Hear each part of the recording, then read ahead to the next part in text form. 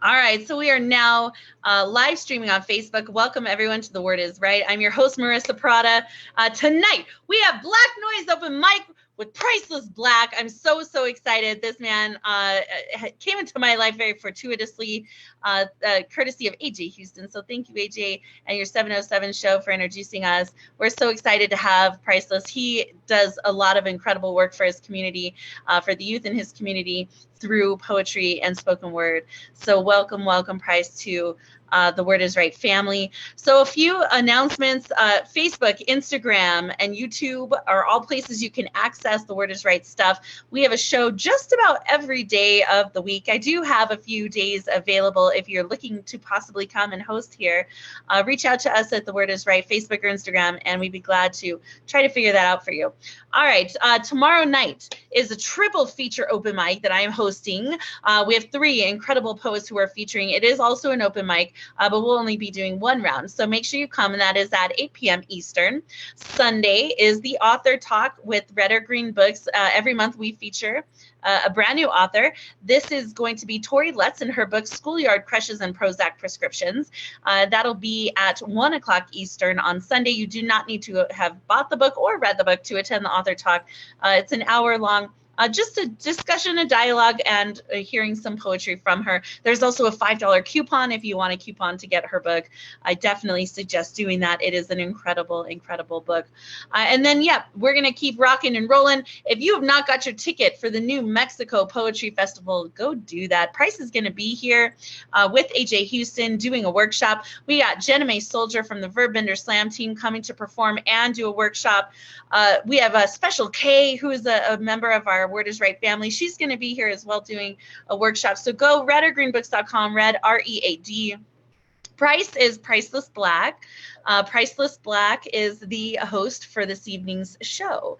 So I just call him Price as like a short name, but there's nothing short about that man. So Priceless Black.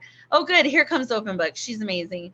So definitely. So when I refer to Priceless Black, who is our host tonight for Black Noise. If you want to read tonight, put your hand up. Otherwise, I'm going to turn it over to Priceless Black and let him run his show however he sees fit tonight and get out the way. Are you ready, Priceless? I will. Let me do this though. I'm gonna put his handles and his Cash App in the chat, y'all. Remember, right, if you have a chance, buy him a cup of coffee, buy him a gallon of gas, buy him a beer, do something. Bless his Cash App tonight for his time here. Follow him on all social media platforms. All right, Price, there you go. Hey, what's going on, y'all? My name is Priceless Black, and this is Black Noise Open Mic. Thank you, Marissa Prada Painting and Poetry, and some Prada, all that for introducing me. I am glad to be here. This is the start of a movement. Black Noise Open Mic was started in 2020. We are back at it now after a 3-year hiatus, and I cannot wait because this will be rolled into a live show. If you want to get on the mic, all you got to do is raise your hand. Everybody is welcome. This is a safe space. Spit your shit. How you gonna spit your shit? We don't need a disclaimer, but if you want to explain the piece, then go ahead and explain it. I would love that as well. So we can get into it. I will start tonight off with a piece, and then we can go into the first one who had their hand raised was D. Allen, and we can get to it. Bang! 9 bodies of a church congregation outlined in chalk. Bang! Another unarmed Black man. Bang! Another unarmed Black woman. Bang! Another unarmed Black. Bang! Another unarmed Black. There's so much going on in this country that I can't write about me. Too much bloodshed to let my blood shed. Too many unconvicted murderers in days like these. I don't want nobody to intercede for me. I need a direct line to God, Buddha. Allah, Yahweh, uninterrupted conversation, love, an uplifting touch to remove this muck and mire, detaching the spirit of undesire and need of divine intervention without the middleman. Sometimes I think the middleman forgets our prayers in his inbox, unchecked, on standby, withering as we are blasted away. Sometimes, what if he forgot about us? Like my father forgot about me. Since Jesus is on Facebook now, I would be lying if I said, what if during some sick game of telephone, he jumbled our words until inaudible, illegible, and got dismissed for misrepresenting our 3/5 didn't cross my mind. So in days like these, I don't want nobody to intercede for me because I won't forget. Like the world, the media will forget about these bodies after the first candle goes out on the visual, the first shovelful is poured at the funeral, and the last obituary is handed out as a keepsake. They will forget about these bodies. I can't forget about these bodies. Too many acquittals to forget. Too many churches burning to forget. Too much living in my purpose to let go of the fact that I could have been one of them. My sons, my daughters could have been them lying there, labeled, chalked out, mangled. That could have been me carrying you, or you carrying me. I don't think you want to know what being a pallbearer feels like. Too much wiping up this cold blood to mop up my own blood, only taking time out to eat bread, drink my blood in remembrance of, spread rug 5 times a day, face the east, then it's back to this truth. Live, love, right, love. Their ignorance made them forget about us, knowing that that's exactly what hate does. Harsh words, hard mugs, more hateful, psychologically unstable fingers on triggers placing more dead bodies, lynched in cold blood. And I can only hope, pray that I can teach my seeds what real love does, protecting them from becoming more unarmed blacks. Bang! Let's get into it. Let's go, Priceless Black. We can't not cheer for our host tonight. Let's go. Damn. Let's go, Price. All right. Let's get into it. Thank you. I appreciate you, brother. D. Allen. Try to be hyping. Proud is the best hype person in the world. Absolutely. Absolutely. I love it. That's me. I love it. That's you.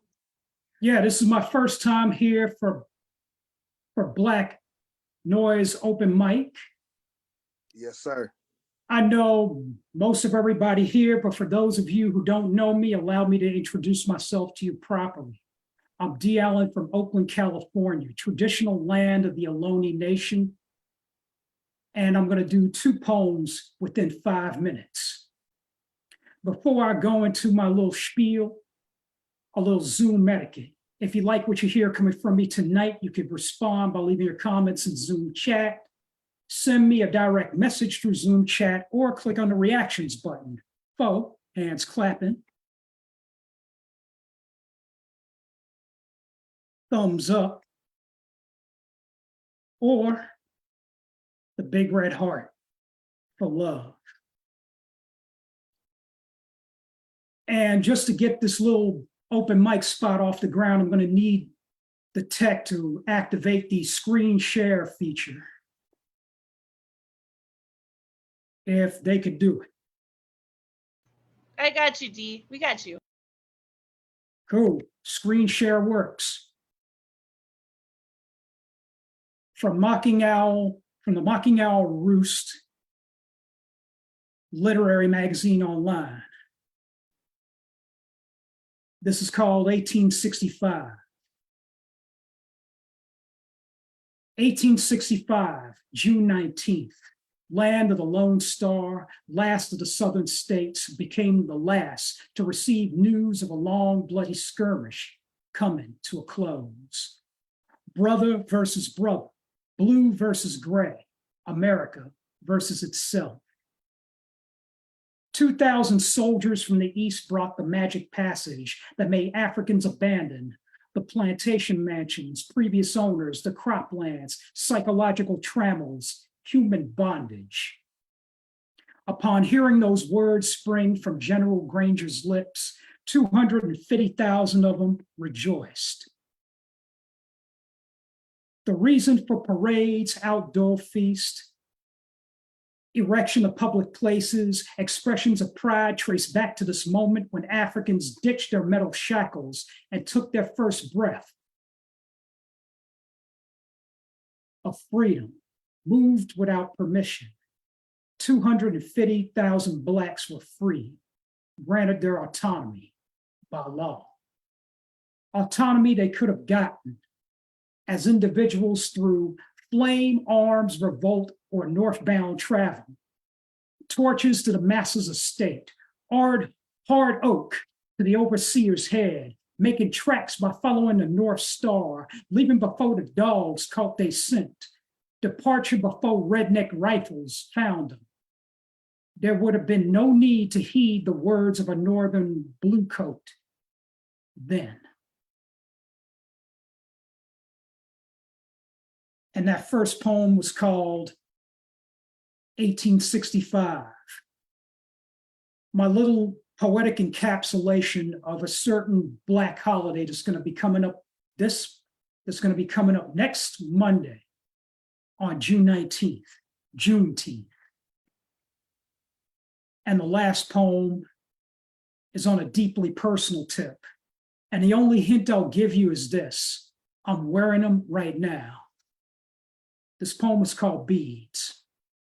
The only physical reminder I have of my grandmother, mixed African and Native American, is a string of colored beads. Crafted, strung together by her aged hands while sitting in bed, gifted to me at age 27. Her way of telling her Afro-punk grandboy, never forget your roots. Roots running deep in each tiny bead in Afrocentric primary colors.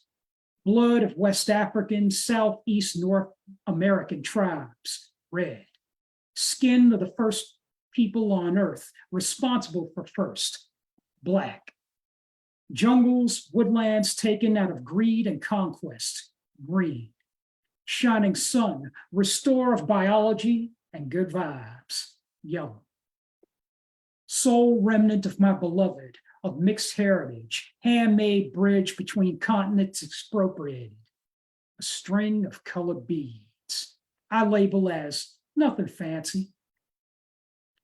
Yet war on special occasions, with the Black, for the Black, recalls my grandmother's unspoken plea, never forget your roots.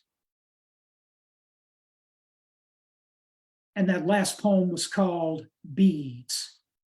It's a new one for Tricia de Jesus Gutierrez, better known as Finbel, originally posted in the Nepalese online magazine, Jarana Kabar, June 4th, 2023, and an American online literary magazine, Rabbit Oak number 30, June 7th, 2023.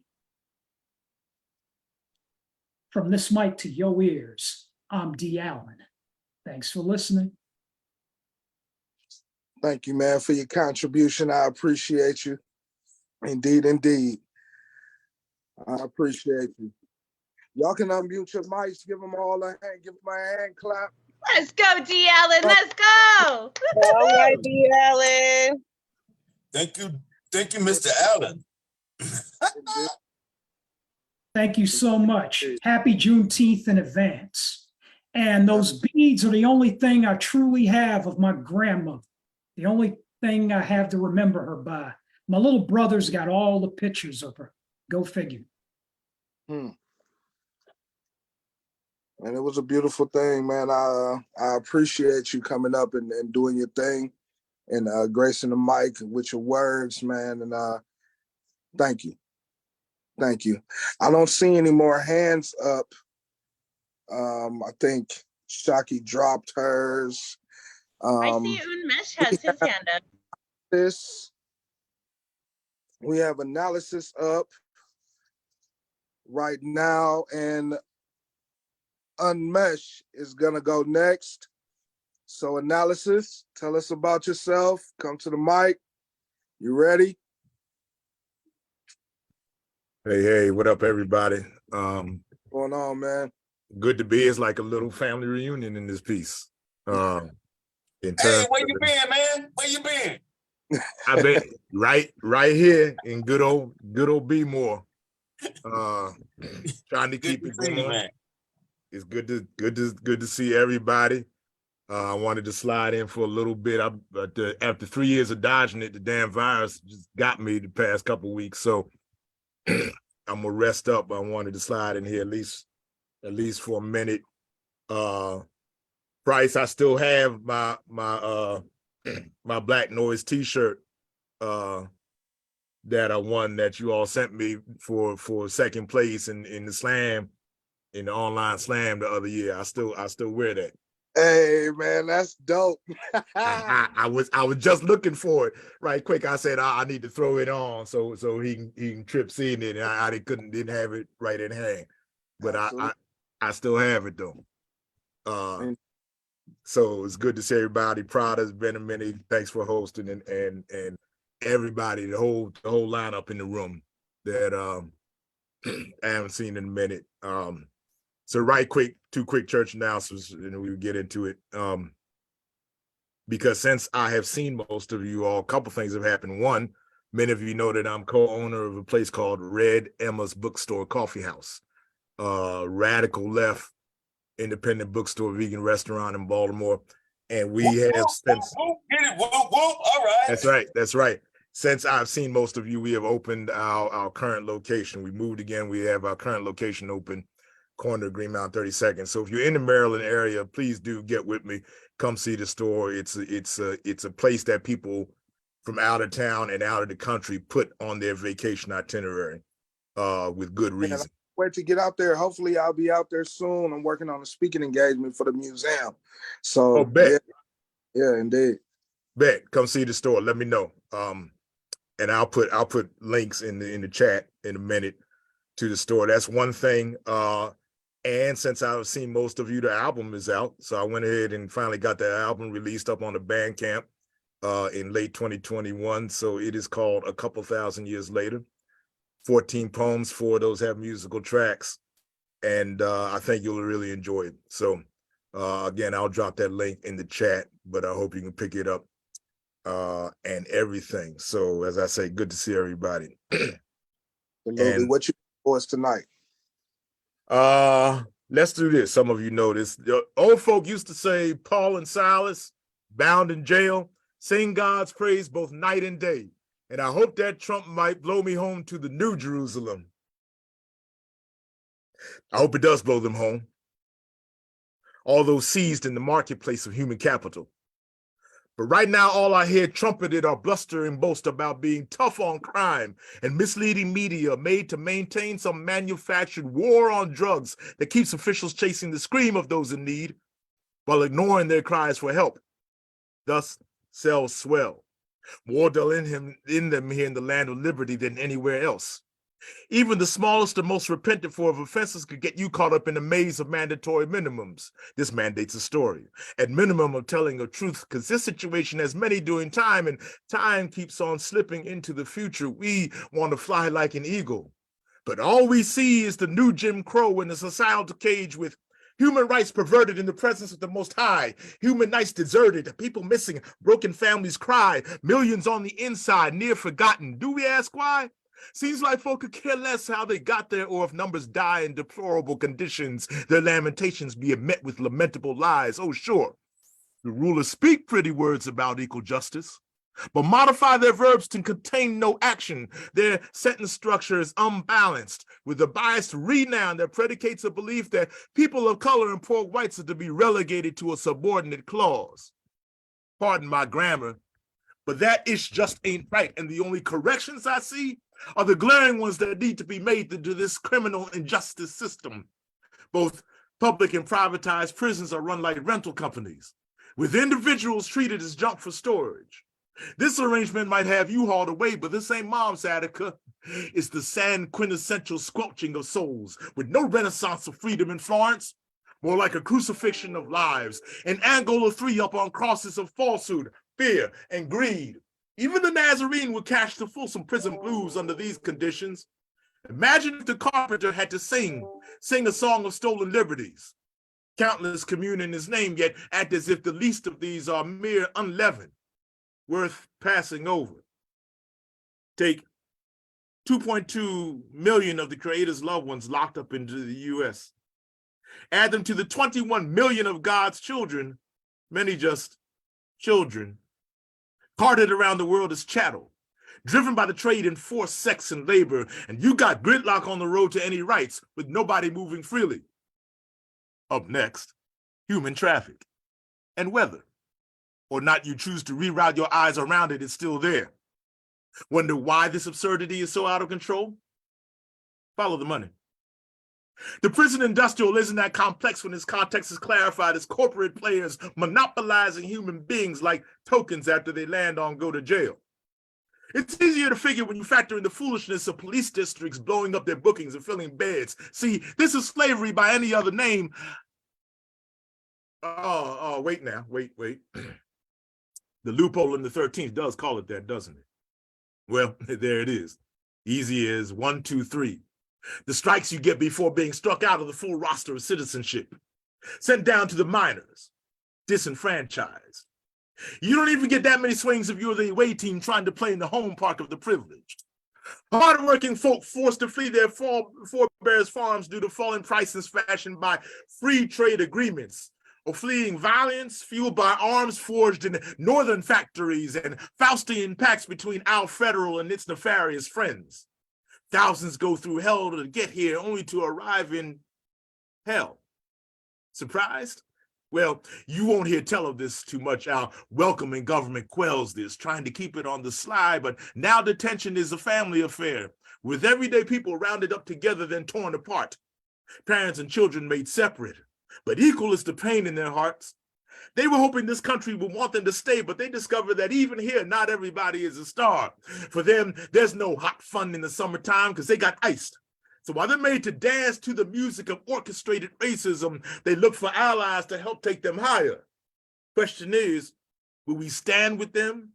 Doing everything we can so that their God-given dignity is respected and they can be themselves again? We are the ones who must make the earth quake. We are the trumpets that must make the wall shake with justice that opens doors and blows the captives home. Indeed, we might be the next captives. So either we lock arms with those on lockdown or our spirits languish. Our action is of seismic importance. We better not blow it. The selling of souls. Man, you better come on with it. The mic on fire. Absolutely. Thank you. Better come on with it, man. I appreciate you for gracing the stage, for doing it. And I know you don't feel like 100% right now, but that was 100% a poem. You hear me? Indeed, man. Appreciate you. Good to be here. Glad to see y'all fired back up. And like I say, it's a little mini family reunion in here. I could name everybody. So it's just I appreciate seeing everybody and wishing everybody well and their families well as we still go through this damn thing, as I have just recently realized that it's far from over. So. Hey, my brother, and I'm saying I'm glad you're an example of truth, and you spit truth, because everybody needs to know we ain't far from where we came from, and we still trying to find out where that is. Right. Right. Most I definitely. appreciate you, man, and I'm glad to hear that you're part owner in the spot, man.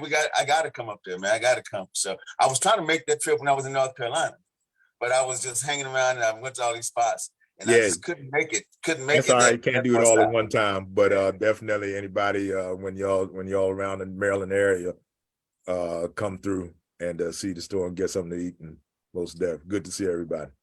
We definitely gonna do it, sir. Definitely gonna do it. Indeed. Man, but okay, we're gonna keep this thing rolling. I'm loving the energy in the room. I'm loving the energy in the room.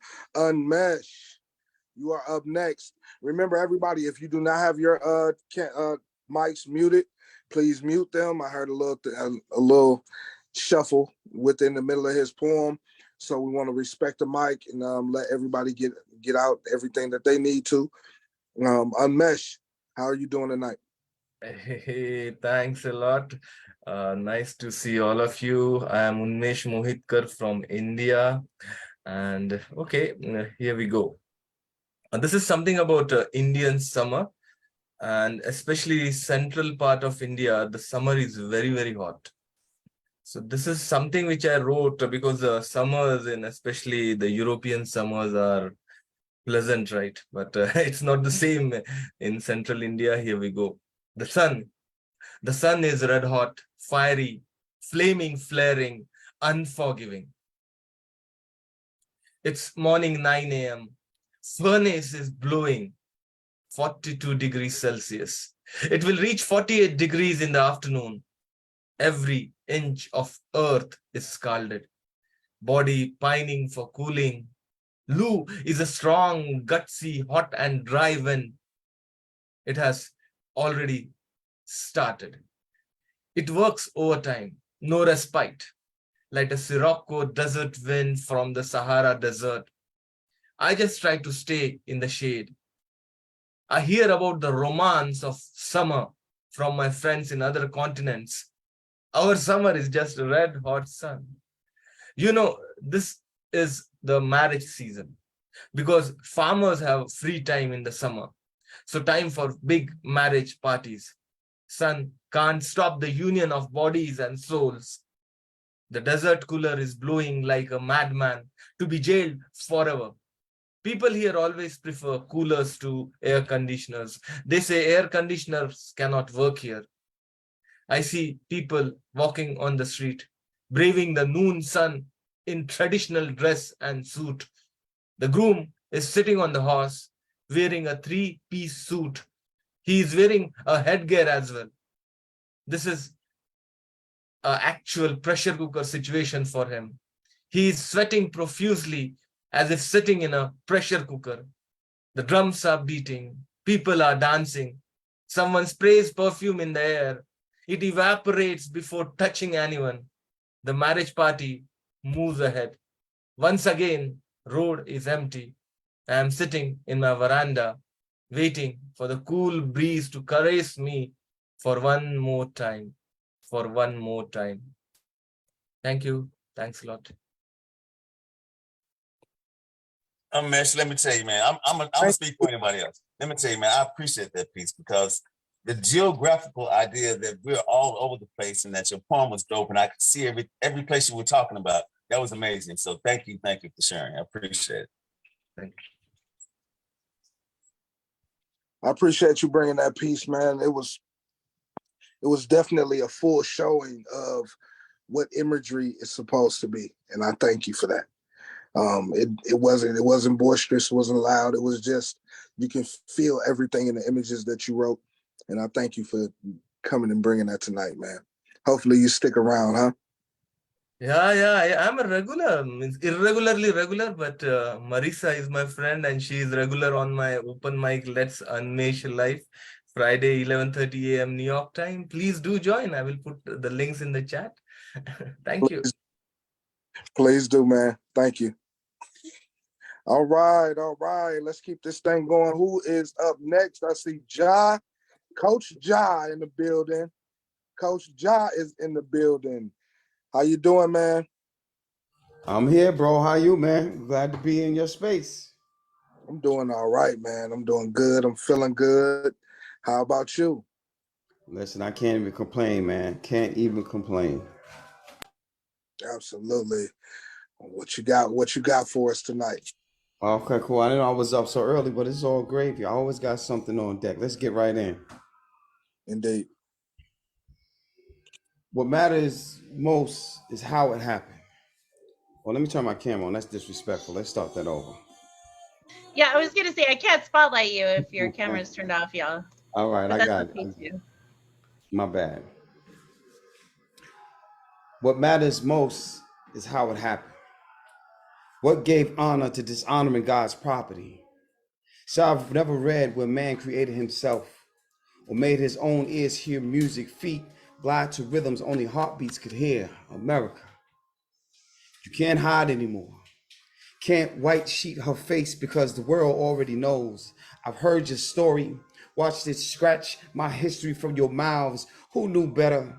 Your design is phenomenal, like buried treasures and hidden tombstones. There are bodies beneath your feet, trapped under the hollering of your filthy lies. I know you want to silence me, us, silence the poets, we who speak truth, turn ink pens upside down till ink fills lungs by the syllable, but these words don't belong to me. Don't have my voice in its genesis. I found your revelation under the rug, jammed between mud and cow dung. I've got book bags of your tricks between my ears and not enough gall to phone call a congressman. I've been yelling this since I was 5. By the time I turned 8, I had already tasted your treachery.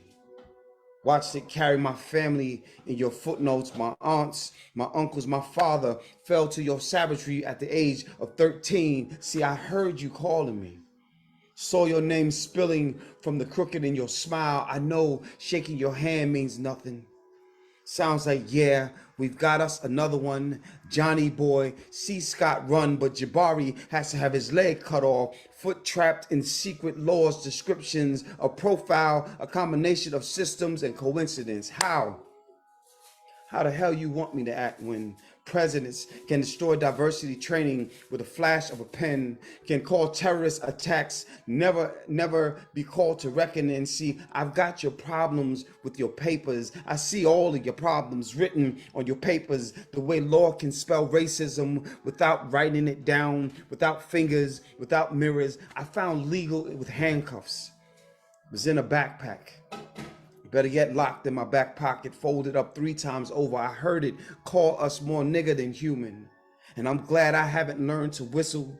Still afraid of dating white women. I know legal don't like me. Too busy to take my phone call. Won't write my name in a righteous phrase. What's the problem with this race? With this chocolate? The beauty Almighty God blessed me with. See, why must we always have an issue? Open carry permit against my skin. What's your whole truth? Your full truth? How do you see fear without skin? My complexion? Does my breathing offend you? What if I didn't want this to be an activist poem, a truth-seeking poem? I know I never want to write these words down.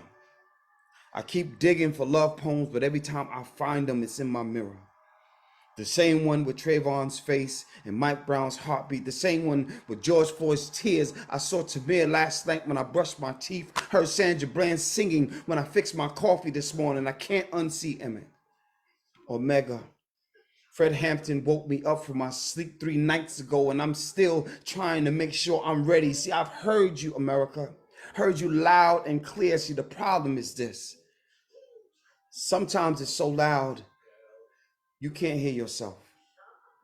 And other times, I'm hearing everything that I really don't want to hear. The biggest picture is I can't stop hearing the same fucking song.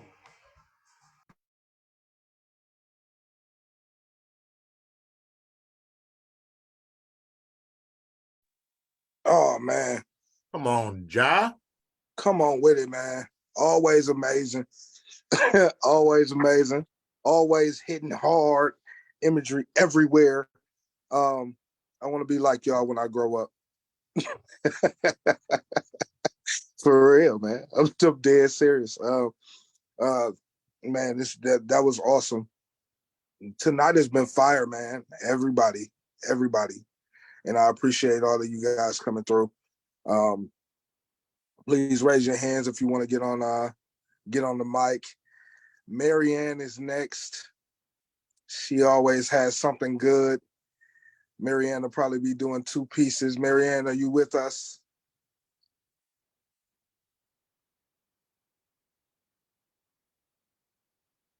You gotta unmute yourself.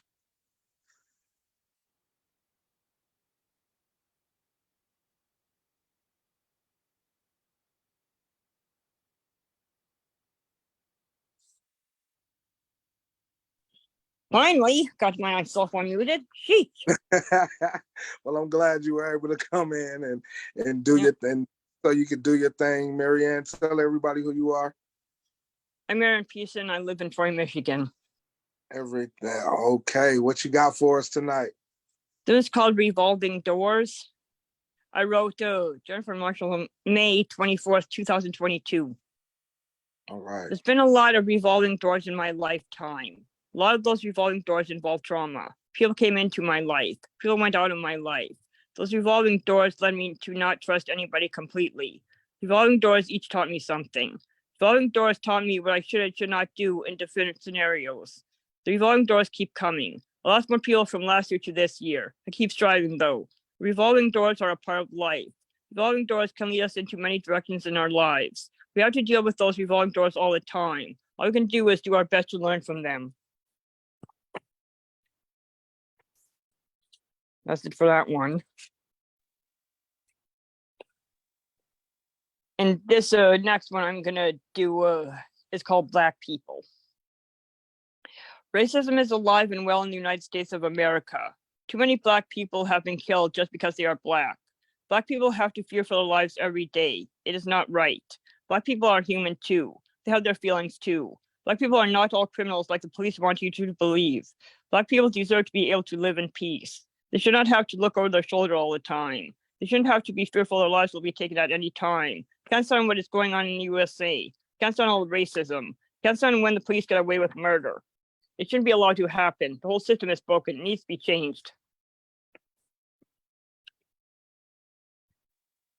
It's that. Always good to see you, Marianne. Always like you. I appreciate you though. I've been wanting to tell you this for a while because I see you all over Instagram, all in them Instagram streets. You try your best to support everybody. You try your best to keep your pen moving and to publish as many books as you possibly can. I thank you for a good showing of what it looks like to believe in yourself. I thank you for a good showing of what it looks like to be nice and kind to people and to keep going and to keep pushing no matter what the obstacles are. And I definitely appreciate you. I definitely appreciate you too. All right. That was Marianne. You guys give her a hand clap.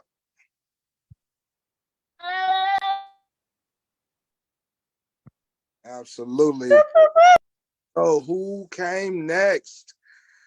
Was it Prada? Let me say this. I'm trying to cook. So Marianne, thank you so much always for showing up, man. I appreciate you. I love your hustle. I love your due diligence. Just keep it up. Thank you so much. Okay. I'm cooking, so I'll send a request in a second. Sir. All right. That was AJ Houston. I think Prada was next. Then we have Rich. And then we got Mr. Wids. Come on to the mic. I'm sure everybody in the room knows you. You everywhere. One of the most supportive people in the industry. Author, publisher, just so much in one person. How you doing? So much.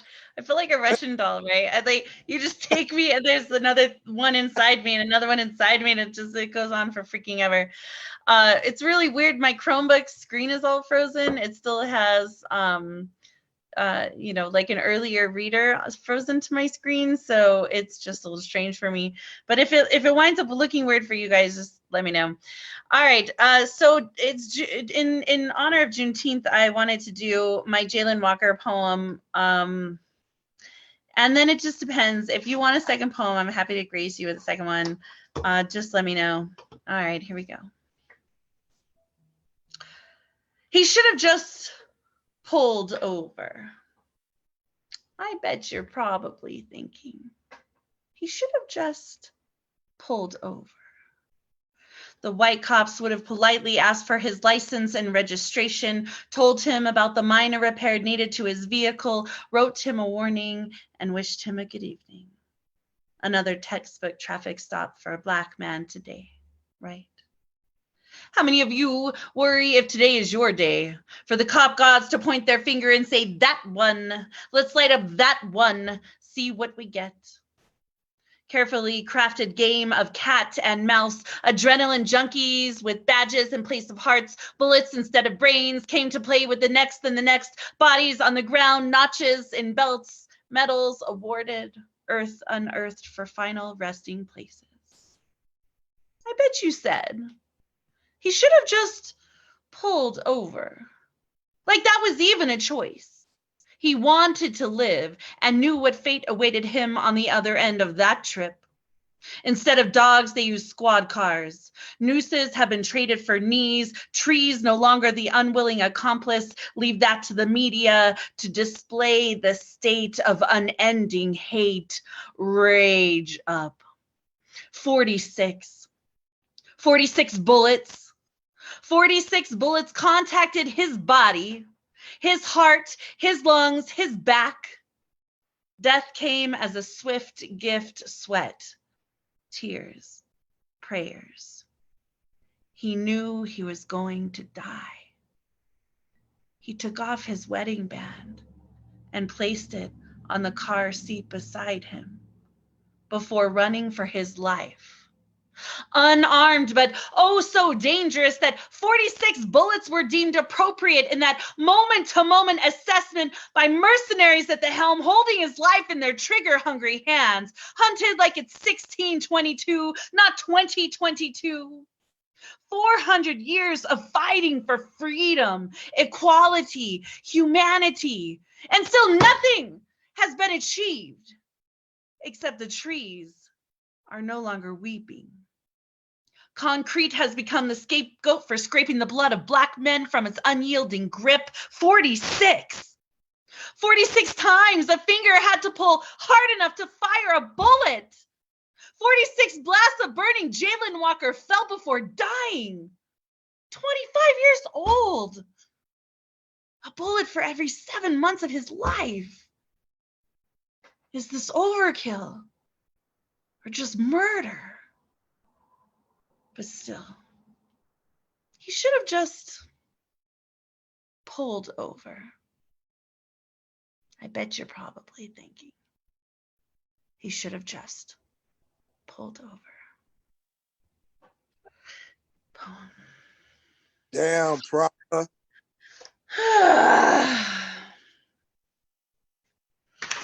All right, Price, I'm gonna let you call the ball because this is your party, my friend. Sweet, salty, sexy, sad, serious, silly. What do you want?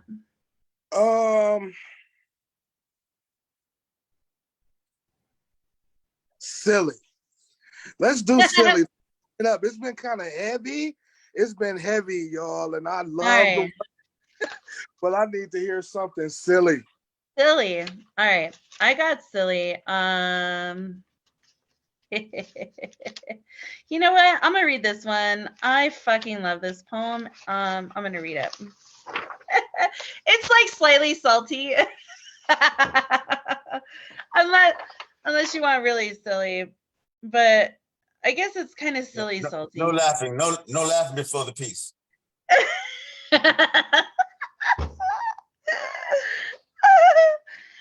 I don't know. I get a lot of pleasure out of this piece. All right. This is my Rachel Wiley poem. I saw her perform a similar poem on Button Poetry, so I decided to write my own poem to it. On the birthday of the ex-lover who told me he doesn't miss me and would never love me, I wish him a life swaddled in grayish, the blend of gray and beige, a lot like the skin of a dead body. I wish him sweater vests over plaid shirts tucked in, with perfectly wrinkled Banana Republic pants just tight enough to reveal the lack of lump in the crotch. I wish him days that begin with a dental and end with a rectal, no Novocaine or lubrication. I wish him sex, but only with no eye contact in the back of a purple PT Cruiser with no air conditioning in the summer monsoons. Her inexperienced tongue so far down his throat he chokes on her saliva, while neighborhood kids light illegal fireworks beneath it, all the windows busted out and replaced with trash bags because, well, this is burke. I wish him not exactly love, but a life of glitter and one-armed side hugs. I wish him a woman who rubs his dick like a Cub Scout getting a badge and starting a campfire. A woman who is more man than woe, who gets bored mid-erection and goes to make herself a bologna sandwich with the garlic pickles in his fridge since last year. I wish him canned tuna in oil, only a rusty lid to pry it open with a broken knife since there are no more can openers ever.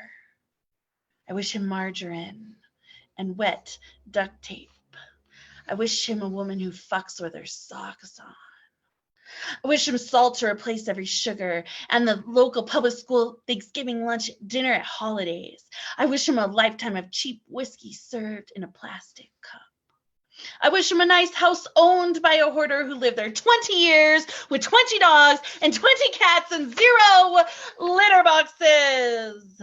I wish him a commute to work that entails I-40 and I-25 are completely shut down, stuck in the off-ramp of Louisiana behind a lifted diesel truck with brass testicles hanging from the trailer hitch with a sweaty man, chain-smoking, blasting bass, not paying attention when the car in front moves. So everyone else just cuts in line. I wish him a job that requires a smile, so he has to fake it with them too, in his sweater vest and plaid shirt tucked in. I wish him engagement photos on the plaza in Santa Fe during Zozobra, but no rain on his wedding day since rain for New Mexicans is a blessing. I wish him a wife who spends more money on her face than Albuquerque did trying to fix Pastel del Norte and a labradoodle tweaked out by doorbells that scripts pee when you look at it. I wish him a lifetime of I'm sorry, we're out of green chili and cold sopapillas with no honey, but I do not wish him me, though. Not me, never me again. Mostly, I wish him happiness with plastic woman whose blue eyes look far too much like mine. Thank you.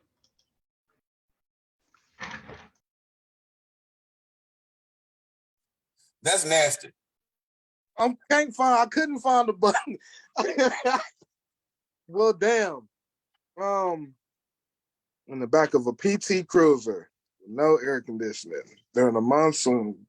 That's A purple PT Cruiser, like, come on. that is a mess. That is a mess. Thank you very, very much for that uplifting silly. Thank you very much for the uplifting silly. Is there anything that you would like to tell anyone? Oh, just come find me. My new public IG page is Poetry and Some Prada. So come find me. That's the new IG page. The word is right, of course, here. We're across all platforms. And Red or Green Books, READ, redorgreenbooks.com. We have a bunch of poets coming out this summer with their debut collections, including Shaki G, who's in the house. So I'm super, super excited about that. And we have the New Mexico Poetry Summit happening in September. There are a limited number of tickets available for that. Right now, the tickets are only $25. They go up to $50 August 1st. So get your tickets, come out to the desert. I mean, it's beautiful here. I guarantee you're going to want to move here. And we have 22 featured readers. So let's go. Indeed, indeed. Thank you for coming through. Everybody give a hand clap for Prada and all the other poets that came through. And I saw what you said, Ja. I should have told you about the rules. You can do 1 or 2 pieces, and that is fine. It's not a lot of us in here. Let's just love on each other and do as much poetry as possible. So now that that's out, if you want to get on the mic, please raise your hand. Next up on the mic is Rich. How you doing, sir? Woo-woo! Rich doing Boucher very in the well. building. I gotta give him his flowers. Rich is one of my very, very good friends. I just love Rich, and he's a local poet. He will also be at the New Mexico Poetry Summit, and he has an amazing book, and he's great. Indeed. Can't wait to get there, man. Thank you so much. I love you too, Marissa. It's wonderful to see you and your ears this evening. And so I've got 2, and this one, I'm going to start off with this. Hello, everyone, and it's been great to hear all of you thus far. This was published in the Fixed and Free Quarterly. This is called Nothing Else Gets Him Off Anymore. Wayne LaPierre, the leader and CEO of the National Rifle Association, leaned back in his big black leather chair and stroked it slowly, to live coverage of the latest school shooting.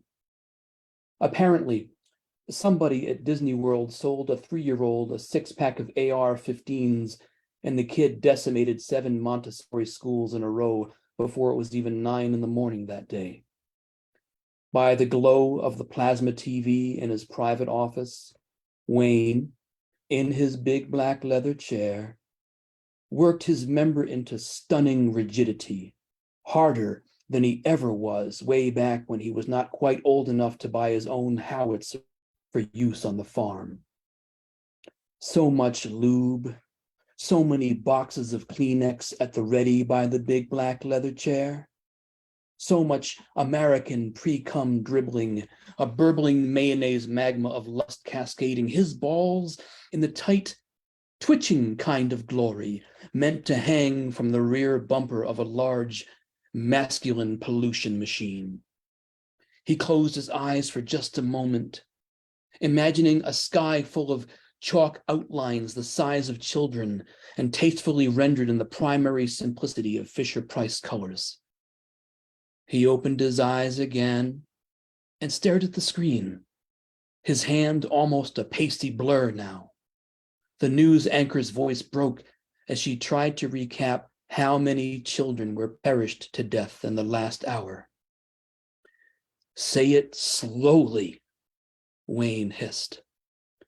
He was so goddamned close.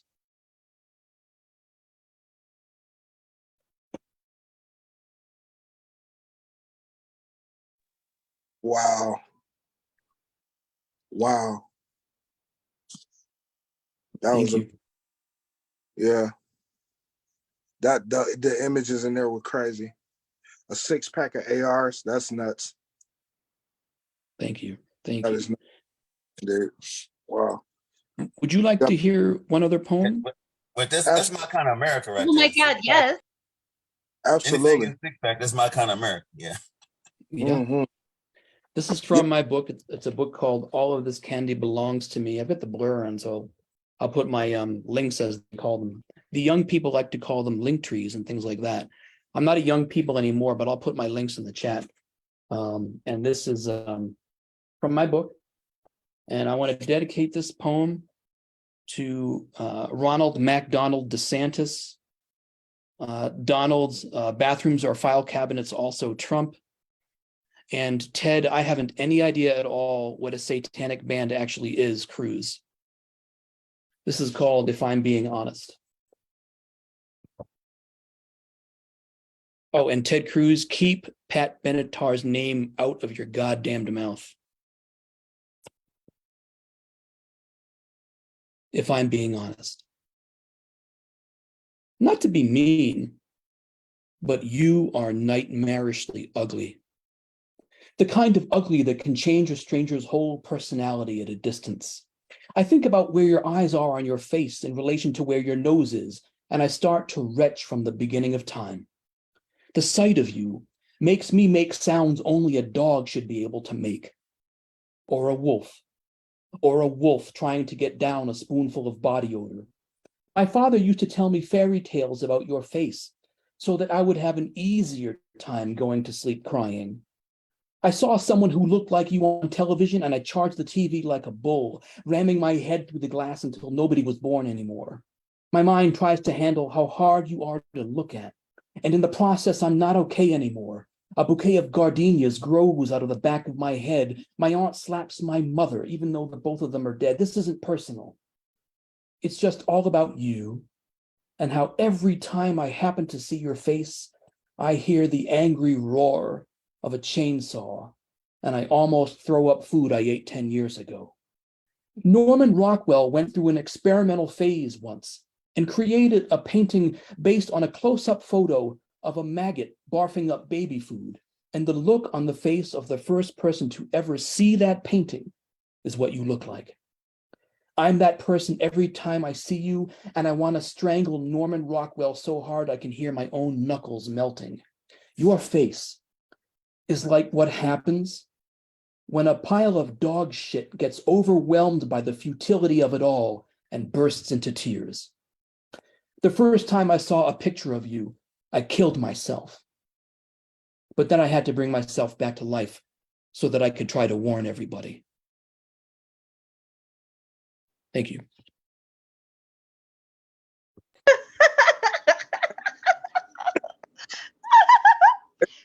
That's the best thing ever.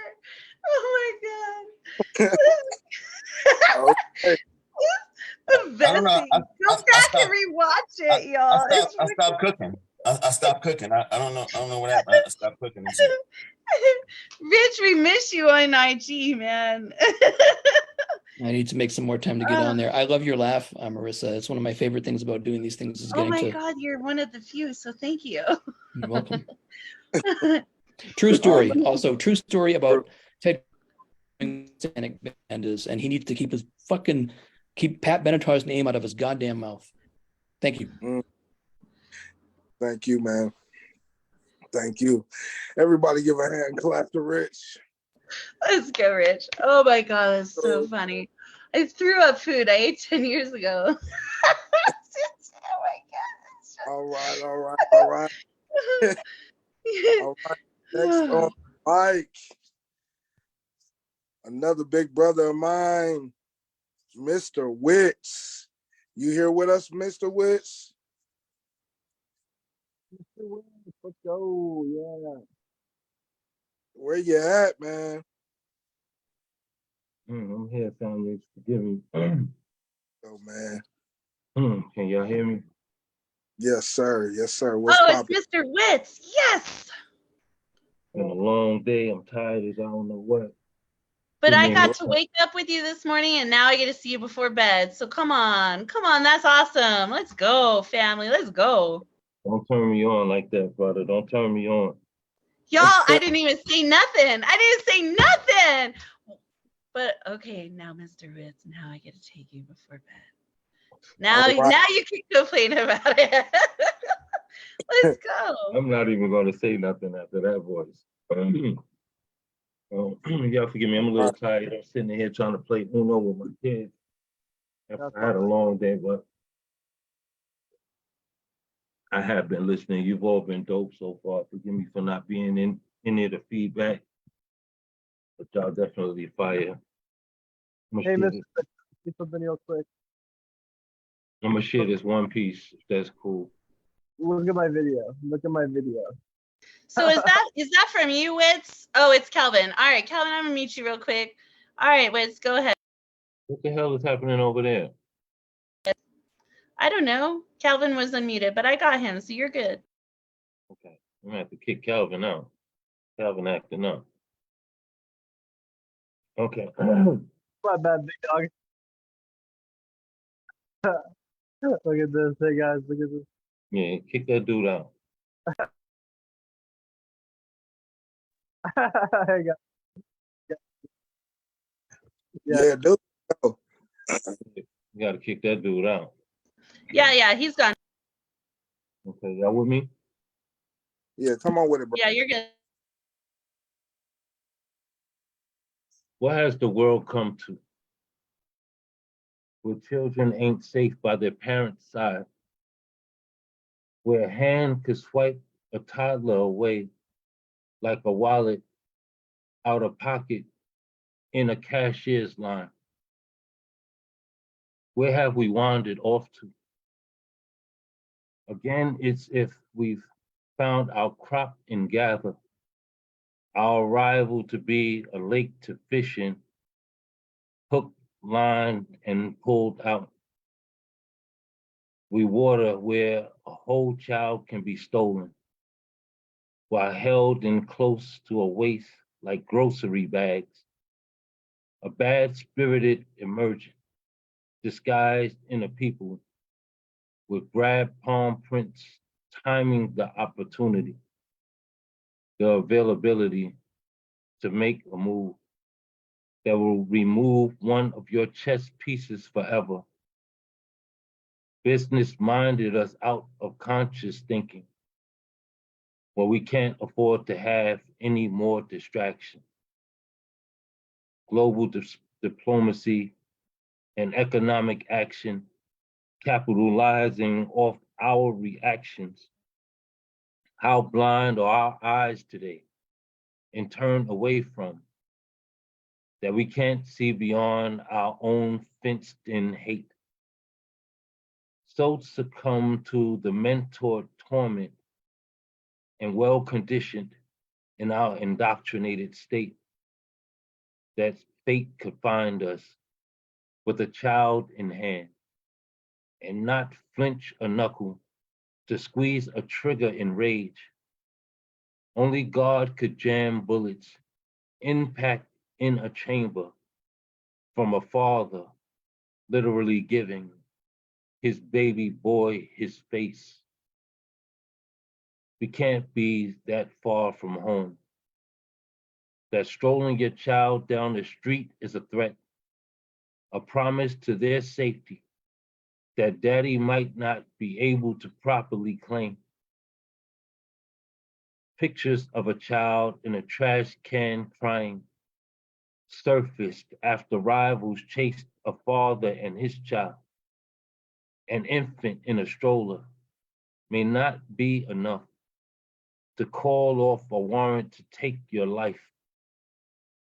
I remember when they told us the children was the future. I guess that's why they are lives at stake, where a thief can steal your body for a family picnic. I guess we hang in our own these days. Here in a country that can decide on outgrowing inside a life dumped inside you without your consent, giving rapists full custody of their victim's womb in every rape attempt. Each born child is a business, a certificate at birth, blindly signed away by the hands that molded them. It seems we've come to a road unclosed, a street double forked in each direction. Single parenting becoming a realm for the endangered, as if raising a child alone isn't dangerous enough to suicide your doors, to give your life at 18 years of living for being grown enough to be considered mature.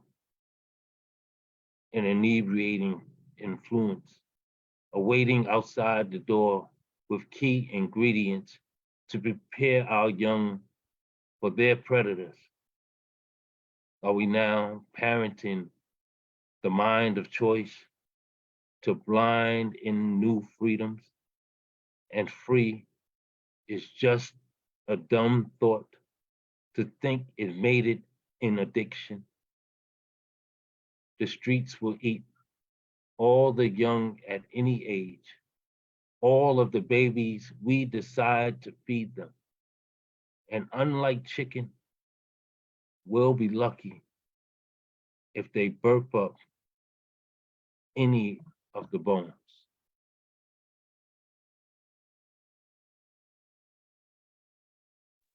Wow. From front to back, just punches of, oh man.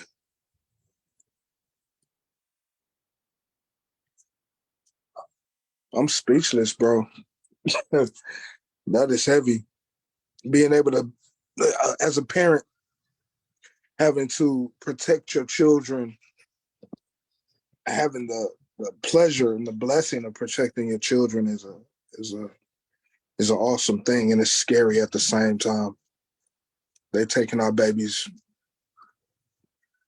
way too much. Yeah. That was amazing. That was amazing, man.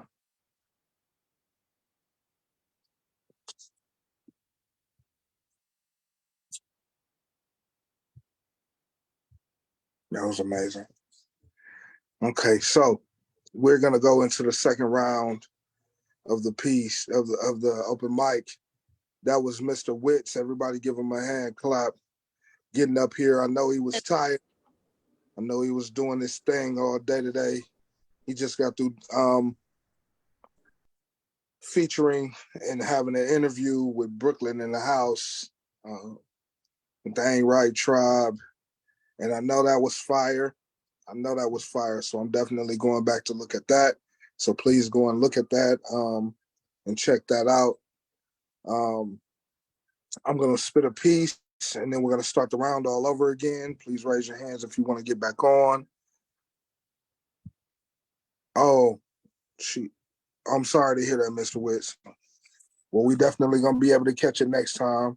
I hope she's doing well. I hope she gets well, for sure.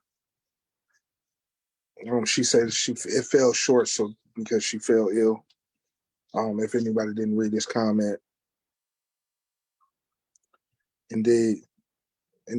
Keep her in our prayers. I'm going to do a piece, and then we're going to go into the second round. Please raise your hand. Shaki, are you getting up here tonight? Got to get you in. Mama, so you can come in the second round.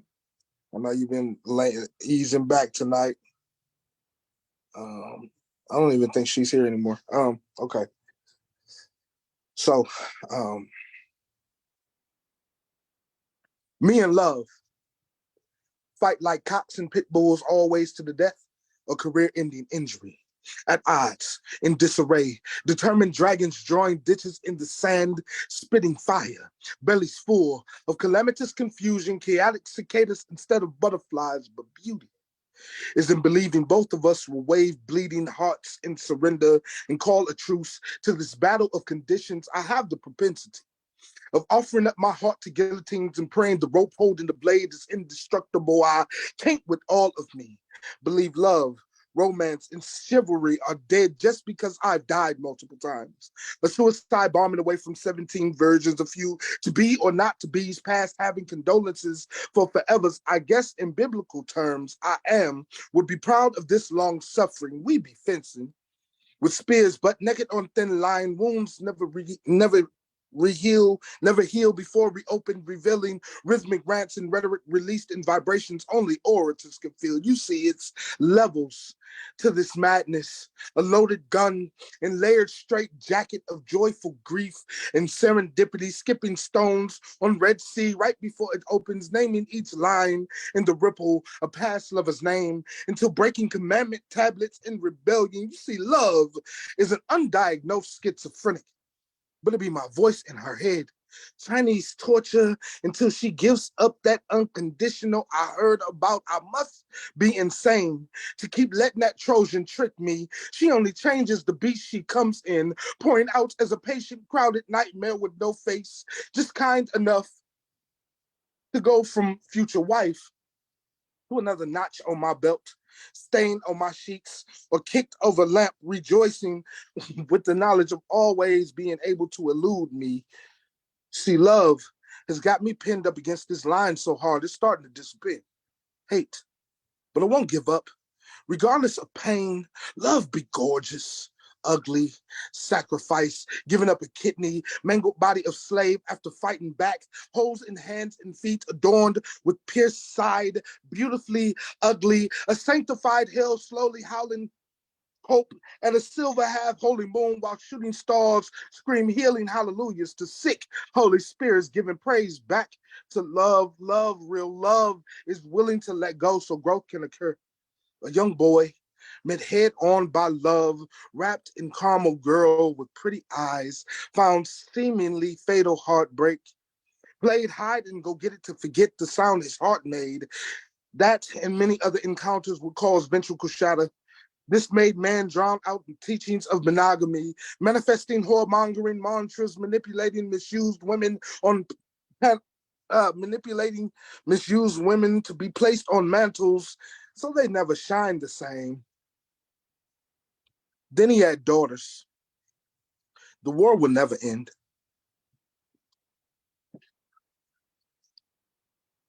All right. We'll keep this thing going. Let's go, Mr. Priceless Black in the house. Woo! Let's go, poet. Beat that drum, fam. Beat that drum. Yeah, appreciate it. Indeed. All right. So round 2 of the open mic.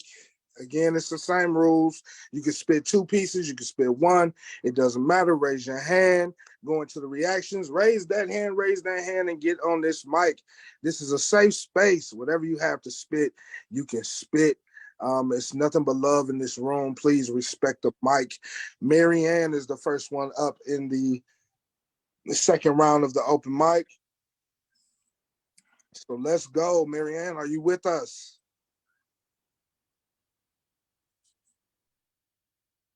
Marianne? All right, Rich. We're going to keep going. Marianne to come in and we can bless the mic with her poetry as soon as she comes back. Rich. Thank you very much, sir. And I'll just thank you for the great work you're doing hosting tonight. I couldn't hear you, sir. Thank you for the great job you're doing hosting tonight. And I'm glad to be here. Can you hear me okay? Absolutely, yes. Now I can hear you, yes. Great. This is more of a recent poem. And this was published in the Fiction Tree Quarterly, actually of June of this year. This is called the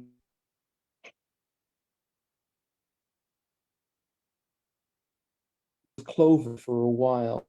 She was perfectly and perfectly lovely. We dated and we looked at each other across. We had intimacy, lovely sunny summer afternoons during the blooming of our short-lived but passionate relationship. It didn't work out though. It was just one of those things that happen all the time where you're meant to be with someone, but it isn't meant to be. And then after we parted ways, which we did incredibly amicably, Craig went out with her too. But that was after Clover and me. So Craig and Clover happened after Clover and me were a thing that was. I didn't know Craig, but I ran into Clover one night at the same supermarket, and she was nice to me and introduced me to Craig. Craig was not like me. He had a different unit between his legs, bigger hair than mine, and his eyes were a color that I didn't have. We were almost the same. But in one way, we were both the very same. We had both known intimacy with Clover, who had been intimate with the both of us separately, obviously. So Craig, having known Clover as biblically as I had known her, was thus my milk brother. And as such, I felt a tight bond against him. The night when I ran into him and Clover at the same supermarket left me musing and wondering all about Craig. I wondered how he was doing in college. She said they had some classes together. Were his studies going well? Was he eating well? He looked a bit thin. Was he happy? Did he even have any plans for his future? I had to care about him and wonder how he was doing. He was my milk brother.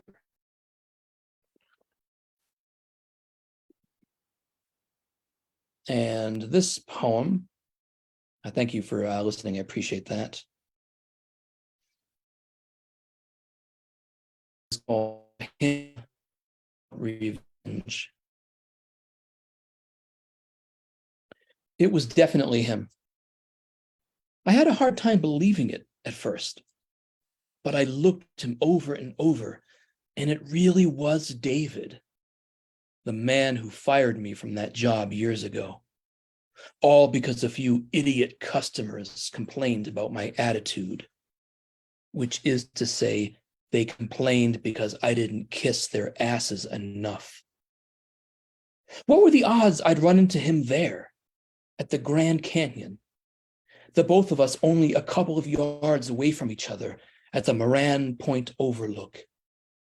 As the midday eagles made we around us, I remember thinking that this was my chance, and I had to act fast. The opportunity would never come again. Quick as lightning, I strode over, grabbed both of his feet, and lifted him up and over the guardrail, sending him pitching down into the canyon. His scream sounded almost like he was singing all the way down, like he was bending those notes, a whacked-out soul singer in a rain-drenched alleyway. In the moment, I almost felt bad for orphaning his children. But then again, I thought, maybe he shouldn't have fired me all those years ago. Maybe every manager everywhere should think long and hard before firing anyone. He was still falling. I closed my eyes and listened to a choir of eagles sing a hymn about revenge in my head as everyone else around me freaked the fuck out. Thank you. That's such a beautiful corporate Let's poem. go, Rich. Damn. I love it, Rich. Both. You and your milk brother and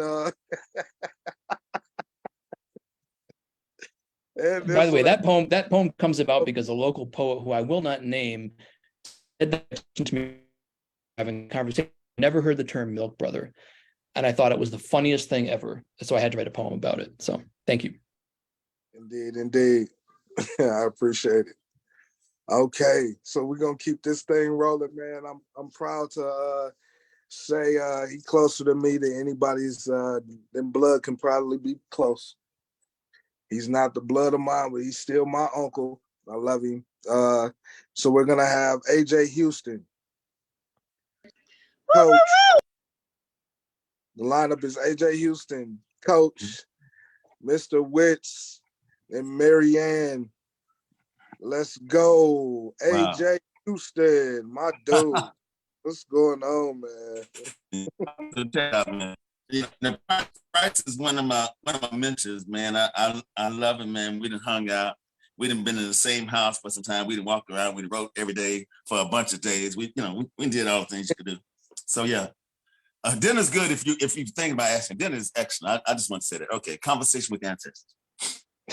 Before falling asleep, some nights I request the next conversation with my ancestors be with a child. A young man, preferably one that survived the darkness. I know I have it. Conversation with the ancestors after the moon wakes up, eyes closed tight. These words are not of my choosing, didn't originate in the corridors of my mind. They must be a gift. I don't accept blame or any attachment to where they land. They didn't come from me and are not mine to keep. I can't imagine being taken. The few things familiar vanquished in the blink of an eye. I just want to talk with you. He'd be able to tell the journey, offer eyewitness accounts to the struggle. I would rather hear the whole story, remember his voice, using his words, trap them in my fingers. These words you read here are not of my choosing, didn't originate in the corridors of my mind. They're gifts to be shared. Retelling the details of any story leaves out the most important parts. The pain is merely imagined. The darkness can never be really written dark enough. Every sound is worth notating. If not all of them screamed, the silence had to be deafening. I've read 12 million was an underestimation. Can't fathom that many voices crying at the same time. The earth would shake loose its fault lines. Oceans would rumble, not wanting to participate. Water couldn't hold this large of a burden. I really don't know how to write this, how to let you know this truth weighs too much. It's too heavy to keep quiet. The ocean must be a cemetery. A single grave of mass proportions and open burial ground. No one ever speaks of the capacity of lungs, how floating to the bottom, how long anyone can remain conscious before reaching that deepest deep, how that dark, no matter how dark it is or was, could never be darker than the darkness. I bet you want me to hush. Place gloves over these hands, force these fingers to stop talking, but who would tell the truth when history keeps changing in the books we're given? In the schools our children attend, they keep locking the doors, closing buildings, leaving nowhere for education to be found. I'm left with no choice in the matter. I need to talk to him. A young man who survived, asked him how many times his mind quit working. If he could hear every heartbeat drumming, echoing in that darkness, how often his chest swelled with memories, with the sadness of losing home. Was he able to stop listening to all that pain with his hands bound to his side if he remembered how the food tasted? Dude's count of how many didn't make the whole passage. Could he still feel the worry in him breathing in that darkness when they herded him to shore, when he stood on that wooden perch, when they sold him as property as he was forced to pick cotton, a cane? I want to use his words, not mine. I may find out. I really don't want to know. But someone has to write this, has to tell this story. I keep hearing echoes of people telling me those days are past. It doesn't matter anymore. How they reap the benefit of hundreds of years of free slave labor, but keep telling me it don't matter to this right now. I need to know I'm supposed to take this.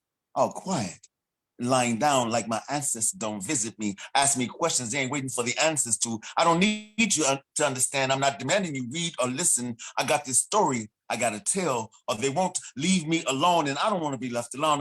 I'm gonna tell it like they told me to tell it. Right at how I showed itself when it got here. These words are not of my choosing, didn't originate in the corridors of my mind. They must be a gift. I've been blessed with these presents, so I was sure what I've been given. What you do with it is completely up to you.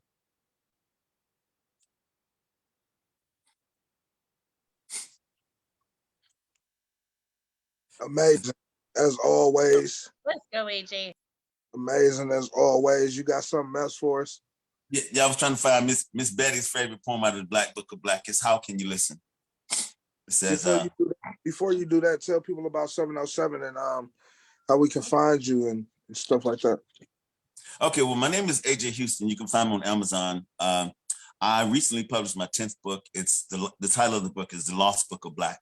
It's the third book in the trilogy of Black books. And the Black book is actually a Black book with Black pages connecting our history, bridging the gap from our arrival to our right now.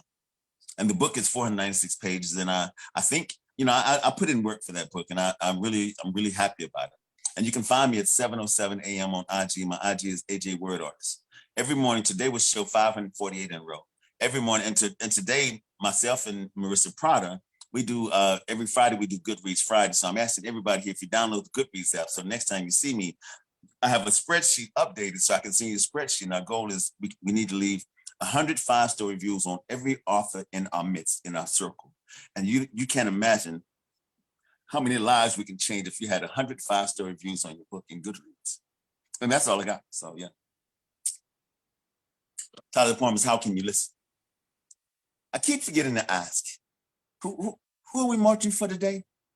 What t-shirt am I supposed to wear? What name should be on the front? What can I purchase a ready-made sign? These are the things we don't know until somebody tells us, until it's posted on Facebook. Now tell me again why we're not voting, why we don't care who the judges are in our communities and districts. Why do we let so many positions for representatives in Congress go unopposed? Are you listening? Tell me why we videotape fights and not stop the violence of these youths. Why are you mad at the person once considered your closest friend? Why don't you speak anymore? Why is this venue so much better than that one? How can you listen? How can we hear anything over the defaming of victims in the media?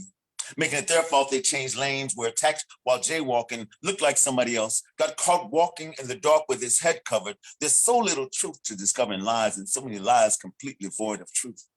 I can't hear you over the sirens, over the last Amber Alert. Sound can't climb, can't jump high enough to rise over the crime scene. I can't make out your words while bodies still lay uncovered in the middle of the street. Yes, I'm angry, but I'm not yelling. I have to speak louder. How can you listen? I know you can't hear me with my hands raised over the echoing gunfire from Ferguson to Texas, from Baltimore to Oakland. We can and should never get used to ropes, streaking ropes, tightening in prison cells, or mother's tears at a news conference explaining his son wasn't violent. He was going to college. He didn't have a knife. It was a toy gun. Looses are not drug cartels. They don't deserve chokeholds. I thought breathing was a part of this American dream. How can you listen when it's America telling you what you hear? My ears keep getting misdirected from the last sermon in your mega church. You didn't grow in the community meant to grow. I thought colleges, campuses were safe, but deal for learning. Cars don't attend classes. Missing license plates are a matter for the courts. Should never be a death sentence. I'm sorry to keep asking. Okay, what are we marching for? What new chant, new song, new mantra are we whispering today? They can't hear us on the next street or one town or borough over in the next city or state away. I want to get this right. There's too much blood in the sand on this corner, in this parking lot, on the sidewalks, on this street to stay on this path. Which way are we going? Which way are we headed? Where are we leading our children to? I'm afraid to change lanes. Don't want my life to get crossed. We are 13% of this nation, quickly on our way to 11. I used to be so good at mathematics until I started counting bodies. How can we listen when it's impossible to hear over the screams of daughters assaulted at pool parties? How can you listen when we're all speaking at once, when everybody already has the answer? I'm angry, but I'm not yelling. Okay, I apologize for asking. Who are we marching for today? What t-shirt am I supposed to wear? Okay. What name should be on the front? Thank y'all for listening. Appreciate it. Damn it. Indeed. I used to be good at math until I started counting bodies. That's crazy. That's insane. Okay. So we're going to keep it going. I appreciate you for coming through. Always a pleasure. Always love your pen. Always. Next up is Coach Ja. Following him was Wits, Marianne, and Prada has raised their hand. Indeed. So, Coach, let me in, Coach. I'm just trying to find out, how do you follow up after AJ? Like, what you supposed to do? You supposed to do you, man. Let me jump into you, man. Sometimes it tastes sweet. It hugs the curb like a 72 deuce and a quarter, white walls and bell-bottom pants. It sounds like Dad made a home someplace opposite of the address we once shared. So hard to find when blindfolded voices call you blood cousins, so I search for mine on Milky Ways and galaxies that once cemented me in fear. I'm surpassed by this mountaintop, the broken island that smells of project buildings and short weekends. In this land, question marks follow riflemen. Answers journey miles like Moses, and she ain't down for the bullshit. Either we get down or lay down. This land is yours. We, the people, have been omitted. The air up here smells of stars and warm moon rocks, satin bed sheets, and old school Polaroid pictures. This joy sounds like grandma before sugar snatched her away. It sounds like walkers are irrelevant once life doesn't find a body. It sounds like we could make some change if they could only change. If race doesn't propel you backwards, call you a name your mother never gave you. I know this rhythm can't please God's eardrums. I know open hands gotta mean something. Prayers gotta find a savior. I know I'm tired of writing these poems. Tired of telling you how black man blues keep finding my ink pens. I know there's a stanza locked in the chamber somewhere. Right in between a perfect I love you and freedom that doesn't find a color code. Sounds like country smashed with a little blues. Someone's "this is music" turned into "this be magic," and red cup Sundays, 5 o'clock afternoons, and somebody's frying fish. I often hear "I love America" fall from the mouths of those who never really met America. Someone whose skin matched the one hanging from a big tree, the one right in front of the big house. And sometimes it tastes sweet, like when a poet lines it pretty, or marries murder to a metaphor, or niggas in rap artists. See, I'm known as a hater of trap rap for a reason. In fact, I'm learned to hate rap for several reasons. Some stretch far from the black hand side, and some rarely get the attention it deserves. I've heard them say, this is gangster music, and we all gangsters. Some say this is strictly for my niggas, but rarely ever give it the name that it really requires. And ain't that, in fact, a true metaphor for real Americans?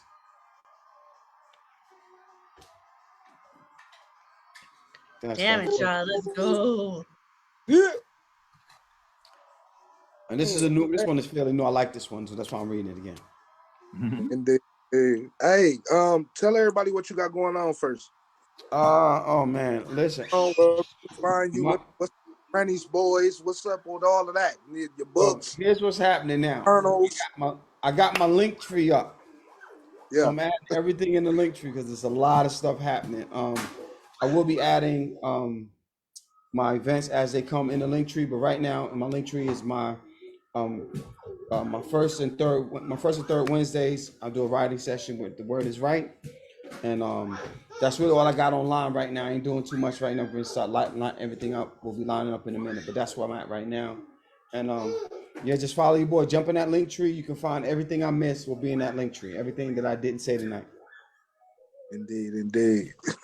So you have a daily invitation for 707, sir. Okay, let me put that in my link tree. I'll put it in my link tree. Except when I'm there. All right. Because Prada hold it down. This is, it is what it is. Go in, poet. Just peace out. You know, like yesterday, AJ pulled me in and I was like right out the shower. I didn't have any clothes on. Like all you could see was like this part of my head. I'm like, I'll be right back in like 5 minutes. You never know. You never know what's gonna happen on his show. You never know on 707. All right, let me get in. I am a 70s baby. Born at a time where subway rides were like answered prayers. Just be patient. One is on its way. See, I grew up when neighbors had familiar faces and mail carriers knew them by more than their last names. I'm talking of the good old days when playgrounds had a location we could walk to and someone's grandparents shared stories no one under 45 years of age could have seen. Back when the OJ sang Family Reunion, she used to be my girl back before the Isleys led us between the sheets. Nothing was perfect, but everything found a home in every space we shared, like hallways, living rooms, or Sunday evenings when kitchens were full of flavors. I say share, and the sun smiles. An open sky grants us a moment to remember the 70s when the phrase, if walls can talk, held us and held our hearts sacred, and school trips took us to places that space where time will forget itself and someone's story will highlight a syllabus back when all we needed was an open mind and you could journey way back before old school had a term and strangers lived 2 doors down from your best friend's grandmother. I was born in the 70s. 50 years before my last birthday, a time when love thy neighbor made us family, food stamps filled our belly, much was not needed for a smile or to tell a mirror I am a walking revolution, back when the word radical laid sweet against your tongue and our leaders called us human, minus color, minus heartbeats. We learned red lines kept us close and bus rides gave us wings. See, I was born in the 70s.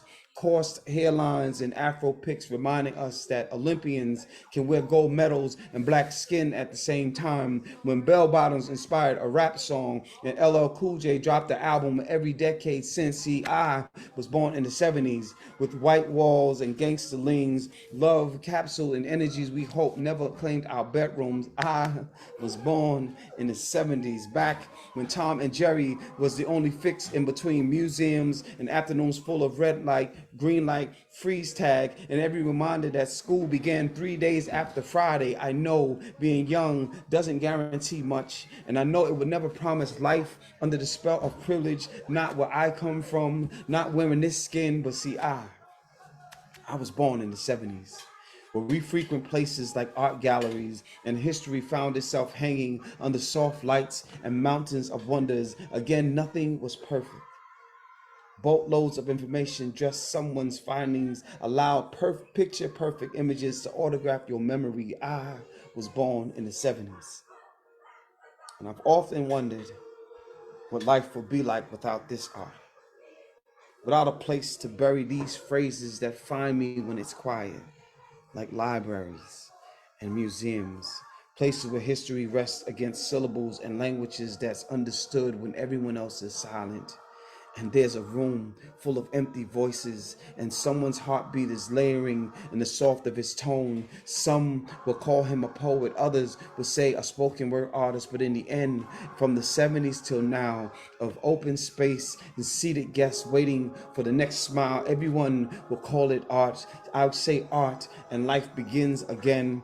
Color starts to breathe and tell us that someone's eyes requires just a little more sunlight, and ink pens become drum lines, leading praise and worship at the end of a paintbrush, and bright colors birth imaginations across blank canvases and rusted cases. Again, so many of us will call this art.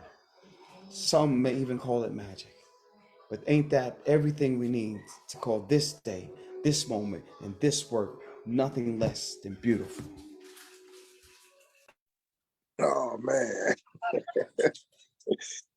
Dope. Always fly. Always fly. And there is Coach Ja with the mic drop.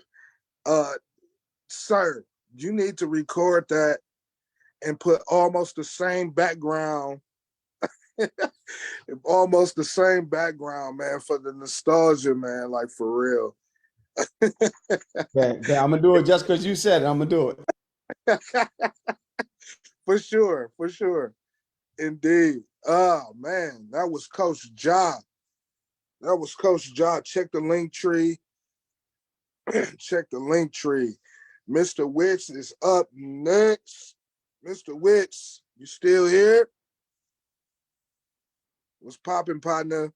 You know what it is. Ain't right, but we still here. Indeed. Indeed. Shout out to my brothers of penmanship. Shout out to everybody else as well.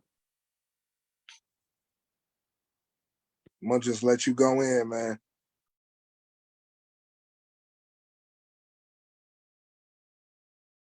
Do you understand what it means to be worth a fortune? The gravity of the words we so loosely use. Blindly, we overlook how their origin always ties to some abuse, some misfortune. Unfortunately, fortune be thy name. None other ever given can be hidden, treasured the same. No last name in his claim.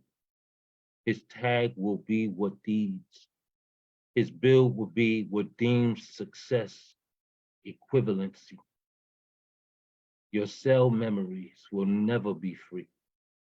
Your bones will know what slavery means and how it would uniquely change, even in death, had to play in the preserved mind. Add to ingredient, master preserves time. Doctor preserved porter, slave owner out of Waterbury, Connecticut, who just so happened to own a slave by the name of Fortune, a strong-backed Black man, along with his family, lost to the reality of American savagery.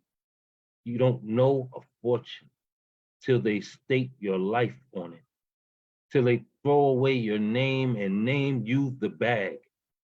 Goal your position in the mind of men of what generational wealth is. Do you know what it means to be worth a fortune? Worth the remains of a slave man they named Fortune.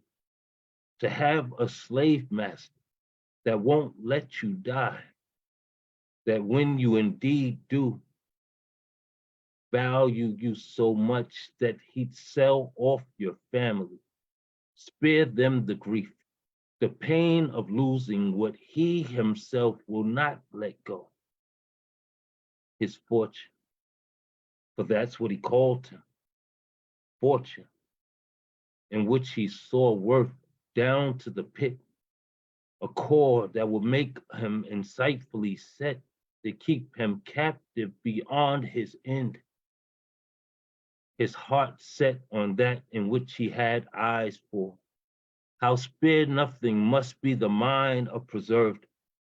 How waste not resourceful must the slave master be. how Kep must be a slave that he'd not let his body rest. Instead, Dr. Porter had a doctored plan, and with the remains dissected poor old Fortune, made him the specimen, the research prototype for anatomical study. Do you know what it means to strip off the flesh, to carve down to the bone of a human being, to preserve the skeleton, then make study of, suitable for education? Dr. Preserved Porter built the school off of the proud bones of his deceased, yet still enslaved Fortune, worthy only of an engraving, a name change of Larry, like a rebrand on his skull. I wonder if Larry sounded like buried treasure rolling off of Dr. Preserved's tongue. I wonder if his bones, while they carved skeletons so boldly on wooden treasure chests, while skull and crossbones on maps marked for where hidden treasure is. Who'd have thought they'd strike oil in the marrow of a black man, look for his weakness in the divvies of his mandible, run their bare fingers across his cranium nonchalantly like taxidermy. Same skeleton preserves Porter's descendants over 100 years later would donate to a museum as if to free themselves from the despicable legacy of what Dr. Preserve did. But his bones fell out the closet when the museum discovered the donated skeleton marked Larry was actually the skeletal remains of a slave named Fortune, once owned by Preserved Porter himself. And after 215 years of display, was finally put to grave. That's what it means to be worth a fortune. What it means to be worth a bone to pick.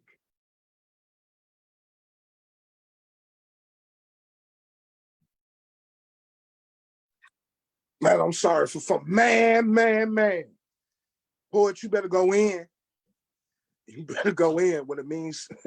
Let's go, Mr. Witt. Let's go. It's the weakness in the divvies of his mandible. What was that line, bro? And excuse me, let me pull it back. Look for his weakness in the divvies of his mandible. Damn. Mm-hmm. Boy, glass chin. That's crazy. Who'd have thought they'd strike oil in the marrow of a black man? Man. Look for his weakness in the divvies of his mandible. No way. Man, so tell us. Tell us before you do your other piece. Tell us about you, what you got going on, the books. I know you got merch. You know what I mean? All these people that have come up here is dope. I want you to get your shit out. Talk your shit, man. Thank you, brother. Again, forgive me because I am restless. It's been a long day for me. I've actually been out merching all day. The weekends is my time to reveal myself to the community, and I've had a lot of voicing today. You'd be surprised what you can teach your elders. I'm an 8-time published author. I have 6 solo projects, and I have 2 joint projects. One with Coach Josh Smalls, which is a dedication to the military veterans. Also through the aid of AJ Word Artist, AJ Houston, as y'all see him on the screen. And the other joint collective I'm in is under the guidance of Prada, Amazing Self. And this one is a gun violence anthology along with 40 some odd other poets. Fire. Technically 67. Excuse me. You know, let me get that right. So when I speak of us, I speak of us honorably, and I hold that homage because it's definitely an honor to be amongst. I'm also a fashion designer. I design many different brands that I make, package, sell, all myself. So it's a lot of weight on my back that I carry. Today was amazing because I had a brother um, in his early 60s that thought he was guiding me, yet God gave me what was necessary to redirect him away from his own self. I'm saying this because he approached my tables and he seen my merchandise and was so fascinated by it that he told me I should sell my works to a Caucasian society. And in that conversation, I found myself teaching that this has been the tale of our story.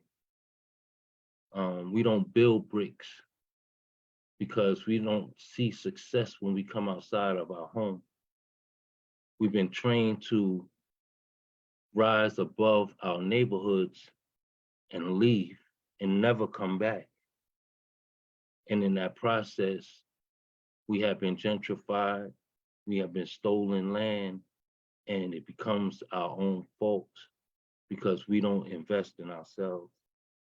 And I'm just gracious that I was able to give him what was necessary, that he not only understood my message, but he purchased from it. I'm gonna leave it at that, and I'm gonna do this next piece. Indeed, beautiful thing, man. Go in.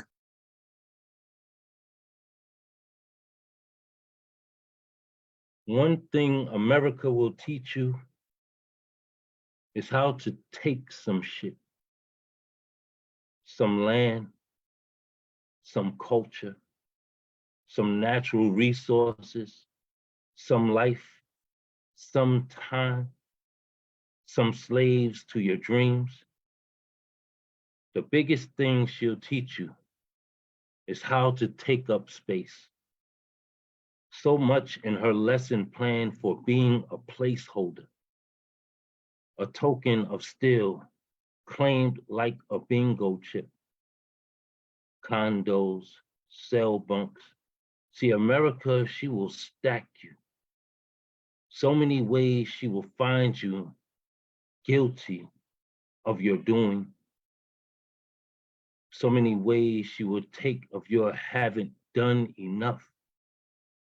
Why you think they say Blacks living in the Americas are lazy? We don't work out so well. Don't train to champion. Can't lift this racism with a spotter guiding the chest bar. Can't curl our locks and still be equal to contendency. They say we passive, yet competitive. Don't compete enough to be of award. We're overqualified, statistically written. See, we've run everything within our ability, speed to agility, over the course of history. We even seem to run the entire facility sufficiently for our higher superiors, its owner, our boss, the benefited generations. America will teach you how to take a seat, teach you that their babes, their tables ain't fit for you to place or remain at your table and comfortably eat. America will teach you how to give thanks to her kids. After all she's taken, she will give you thanksgiving, thanking you for giving up on your ancestors, the fight for your heritage, and spiritual being. America will take your spirit away, won't she? America will teach you how to take a lick, to take the whip. Just lay there and take it. Vanquish in the name of American justice. Take that. Brian Encina. Take that. Miles Colesgrove. Take that. Rittenhouse Innocent. Bang, bang, bang. Injection. Now slowly sink down into your seat. Play dead. Look at you. Look at how you lie there and take it. Just like America taught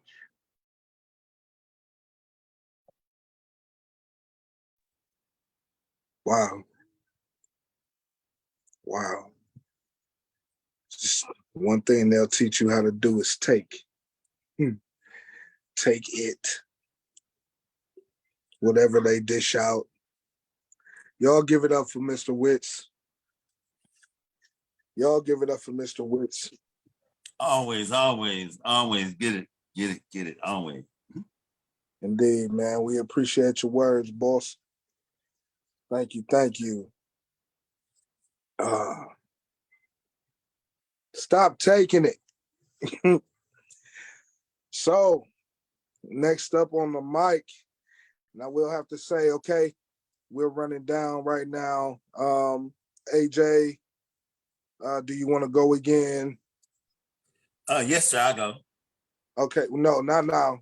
After Prada, because we're gonna tie it up. We're gonna wrap it and go ahead and wrap it up with you three at the end. Marianne, Prada, and AJ. I'll do a poem to end the night. But I have been blessed by everyone who has come on tonight, and I thank you all for being here and spreading word with me. It's been a great feeling. I can't wait to see what we have coming up next. The movement has begun. Indeed. Marianne, come to the mic.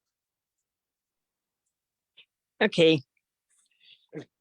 This one is called the Father's Day poem. Father's Day is in June. It's a time to celebrate dads. It's sad for me when Father's Day gets near. Even though it's sad for me, it can be a happier time for others. Loving dads are the best. Men who aren't afraid to let themselves cry make better dads. Men who take the time to wholeheartedly listen make better fathers. Men who are willing to listen to their partners make good dads. Men who are willing to learn something new than they grew up to make the best dads. Men who are willing to admit when they are wrong make good dads too. Men who are willing to compromise but also be really good dads. Men who let their parents be independent from them also would make really good father figures. I like the really good father figures myself. I hope you do too. This is for that first one. All right, for the daddies. I appreciate that. Thanks. Okay, and then this last one is called 11 Years Gone. And this is why Father's Day is a sad time for me. Because the one I wrote this poem about died before Father's Day 12 years ago now. But this one I wrote a year ago. It's called 11 Years Gone. It's been 11 years since you've been gone. Your memory lives on. I love you to this day. Never got to meet your second great-grandchild because you died before he was born. Hope you're looking down on us and smiling. Hope you're proud of me. I've kept my promise to keep writing to this day. Told me never to stop writing. I hope you're proud of what I accomplished with everything, especially my writing. Hope you're proud of how I turned out. I think of you quite often. You're my inspiration for my writing. You're a writer, so I became a writer. I can never say my feelings verbally, so I wrote them down. I miss you to this day, grandfather, adoptive dad. I really love you, but I think you knew that already. I was close to you. I will see you again when it's my time to cross the rainbow bridge. Till then, I will keep missing and loving you until we meet again.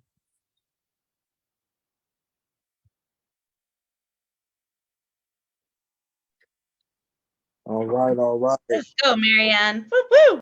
Thanks. Oh, Marianne, please let everybody know where they can find you, about your books, Okay.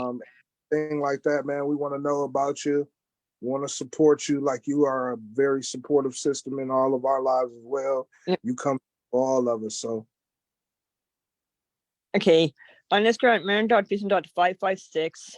On SoundCloud for my music, Rich Mary 1, WRITMARY, the number 1, all letters, no spaces.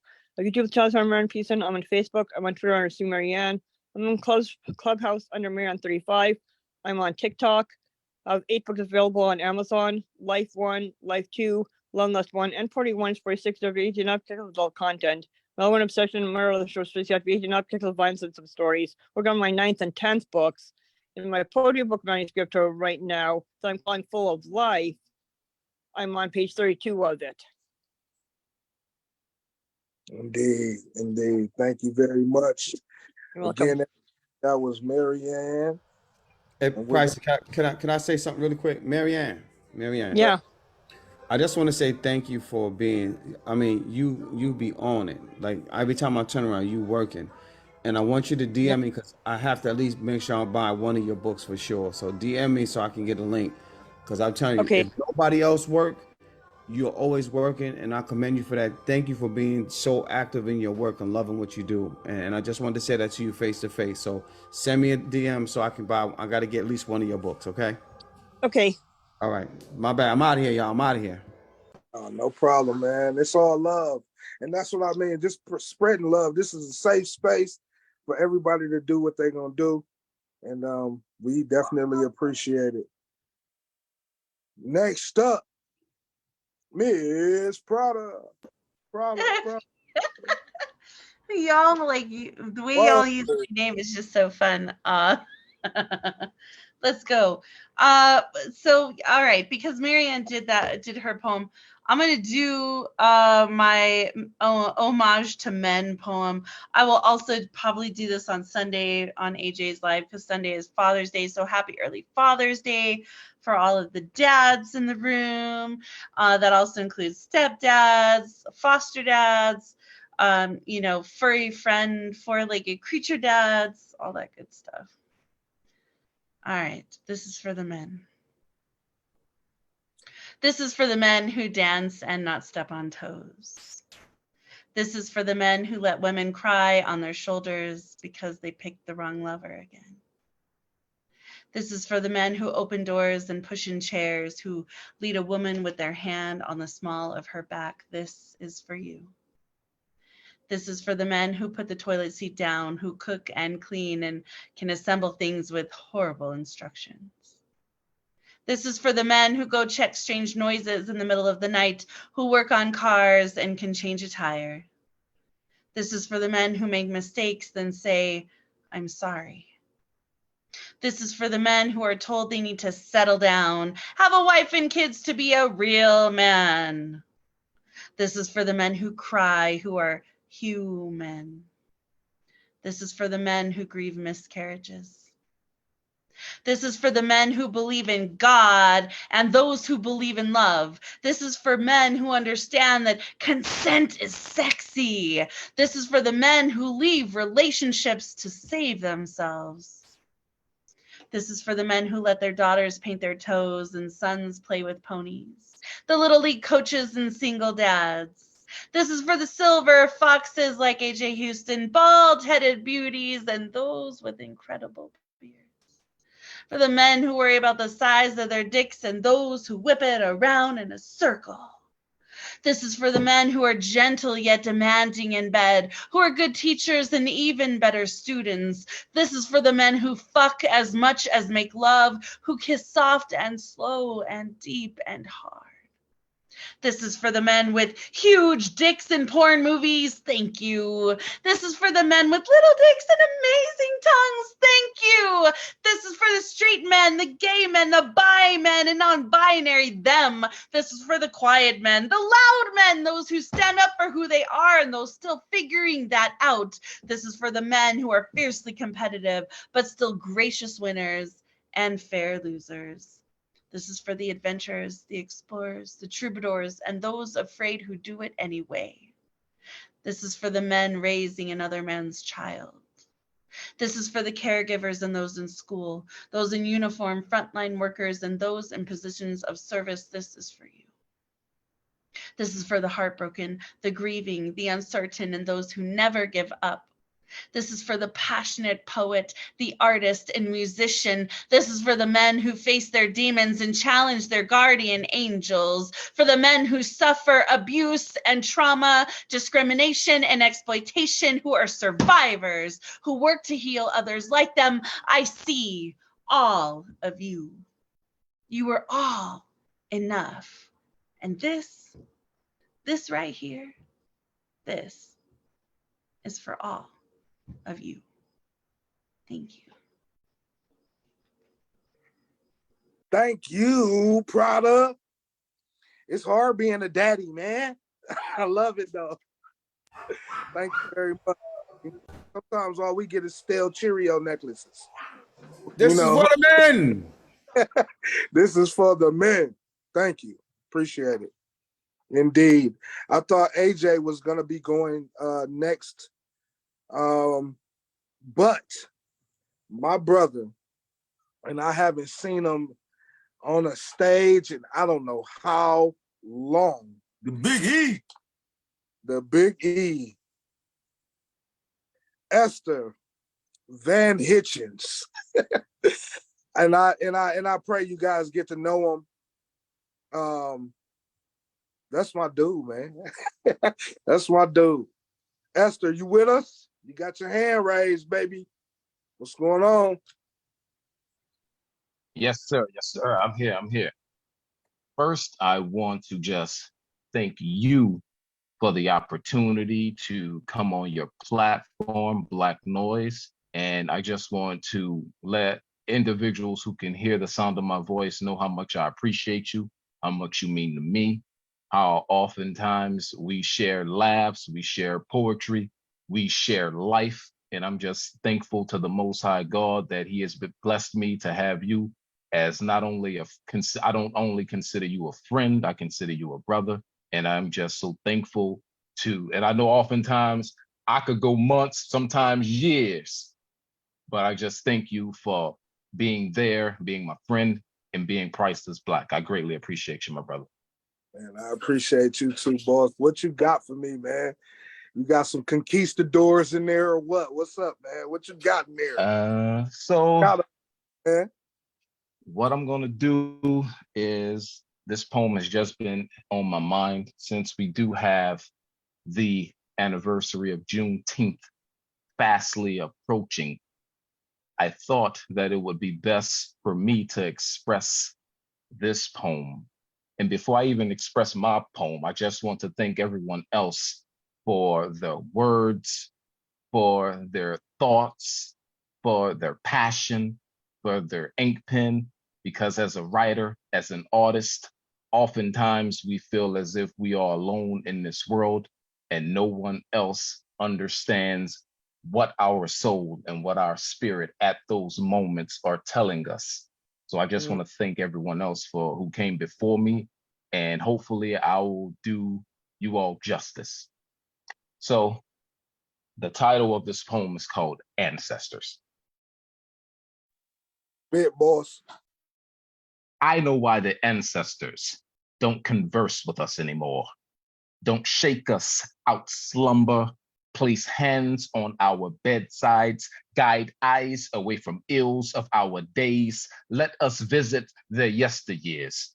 Let us get lost in our dreams, these spherical labyrinths that never resemble anything different or what we intend ourselves to want, to desire, to lend ourselves as the helping hand when one is needed.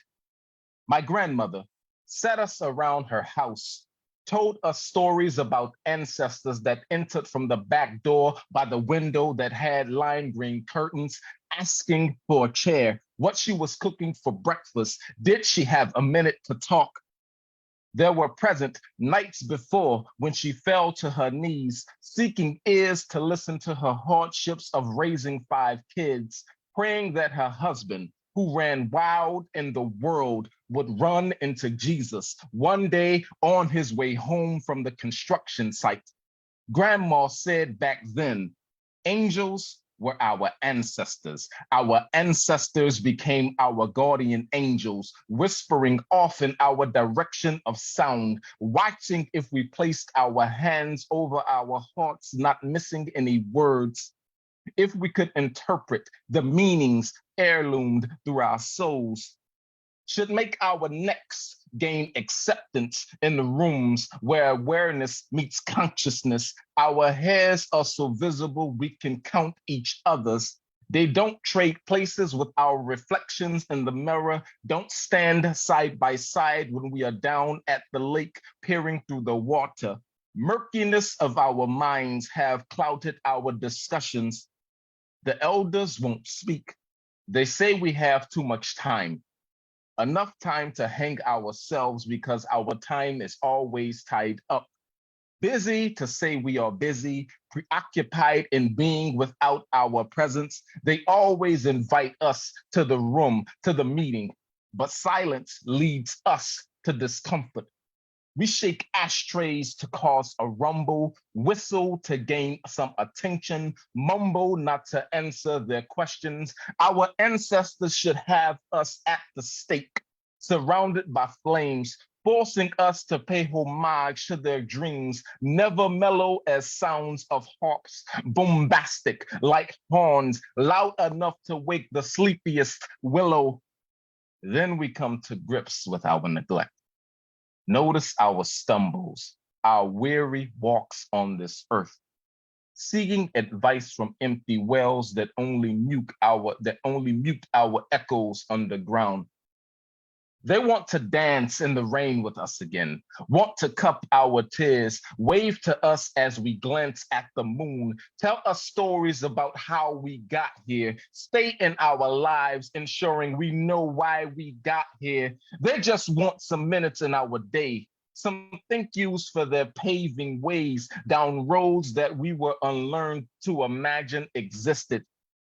They visited me in the morning, hoping I would be wise enough to come to the meeting, keep my whistle in the next room, take my seat in silence, place hand over my heart, and listen for the meanings they heirloomed to my soul.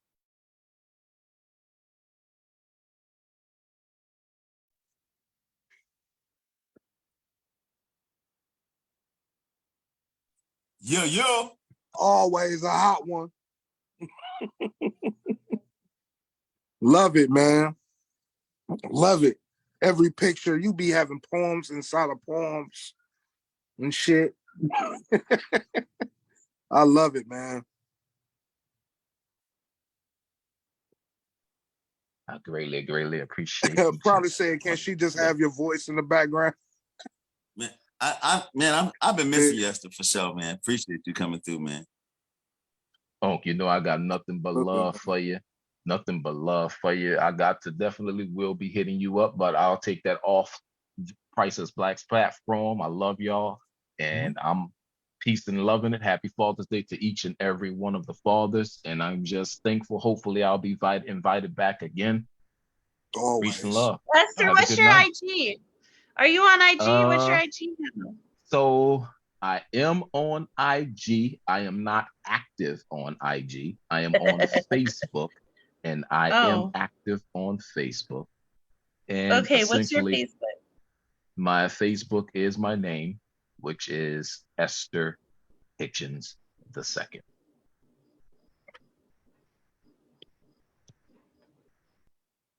Indeed, man. Indeed. You always welcome, bro. And I appreciate you for coming through. I didn't know you was going to slide on me like that. So that's a good thing, man. That's a blessing. I'm happy about that. All right. We're going to keep this thing going. We're about to get ready to close out. But before we do, definitely we will get the general of the pen up here, Mr. Penjitsu himself, AJ. I think he has a new name now. What's that, T-Bot? You got a new name now, right, sir? Tell us, we want to I know don't the know new when it comes name. to you, Prada. I have no earthly idea. Tell us, Prada, we want to know. You know, What's I the couldn't new name, tell Prada? because he said it. Do not listen to Prada. Do not listen to Prada. I am listening. Okay, my poem is coming out of the book Still Black. Indeed. The poem is Family.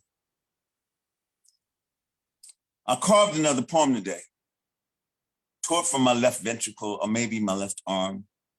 This body is filled with thoughts needing to be verbalized. Do not even bleed anymore.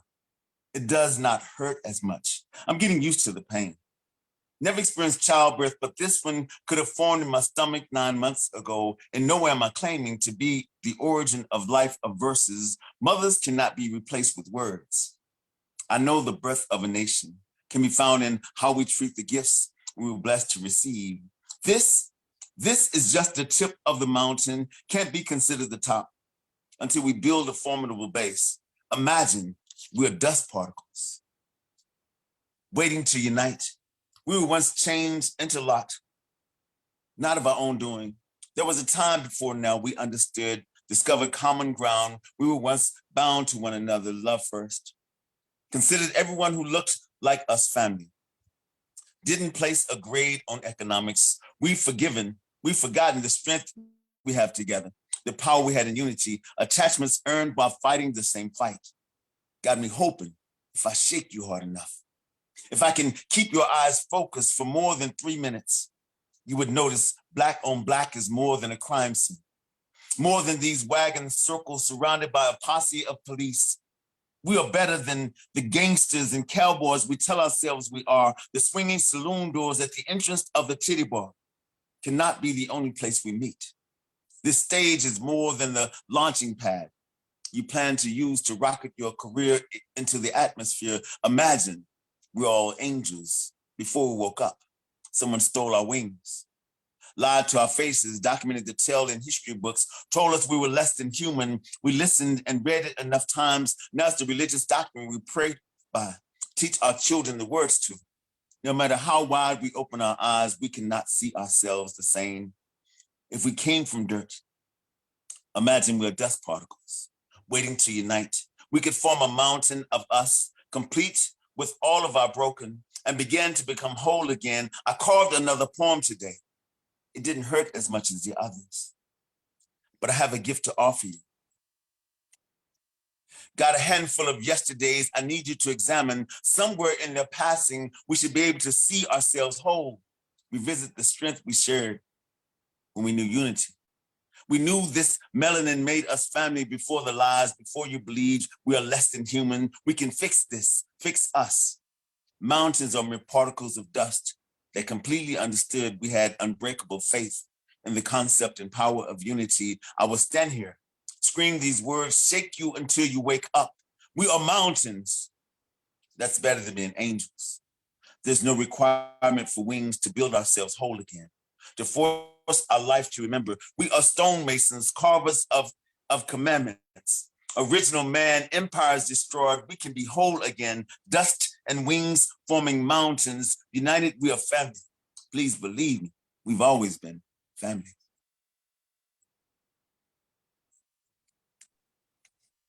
Absolutely marvelous. The general of the pen, people. The That's Charlie AJ. of the Angels. The Charlie of the Angels. Indeed, indeed. I appreciate everybody for coming through. I'm going to sign us off with this piece. We're getting ready to come up on Father's Day. We're getting ready to come up on Father's Day. Mental health has been a big thing for me here lately. Just knowing what I've come through, what I've become.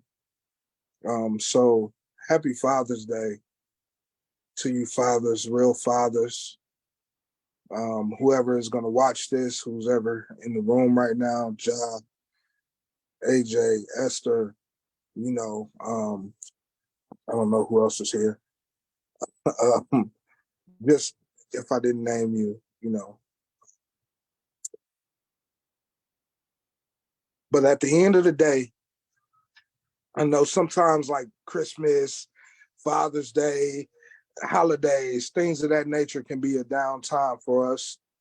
And, you know, I just want everybody to keep pushing, keep thriving, keep them pens going.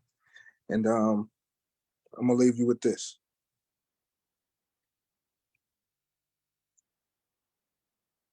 Ma,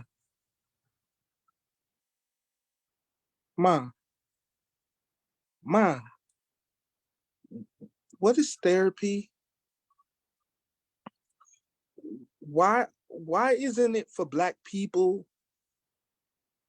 Personified potatoes that read ink blots aren't a thing where I'm from. Mama said we need those to make ends meet. Ain't got time for breaking down. Pray and sprinkle a little Lowry's on that struggle to mask our issues. Don't let the smooth taste fool you. We tough. We test the strength of grins every day, bearing the weight of brooms that feed rugs, dirty laundry always locked away in buried caskets. We grow up in homes with Vegas rules, spin, click, spin, click. Don't mind me. I'm just trying to Russian away this pain I can't talk about. Who is trauma? Who is anxiety? Click.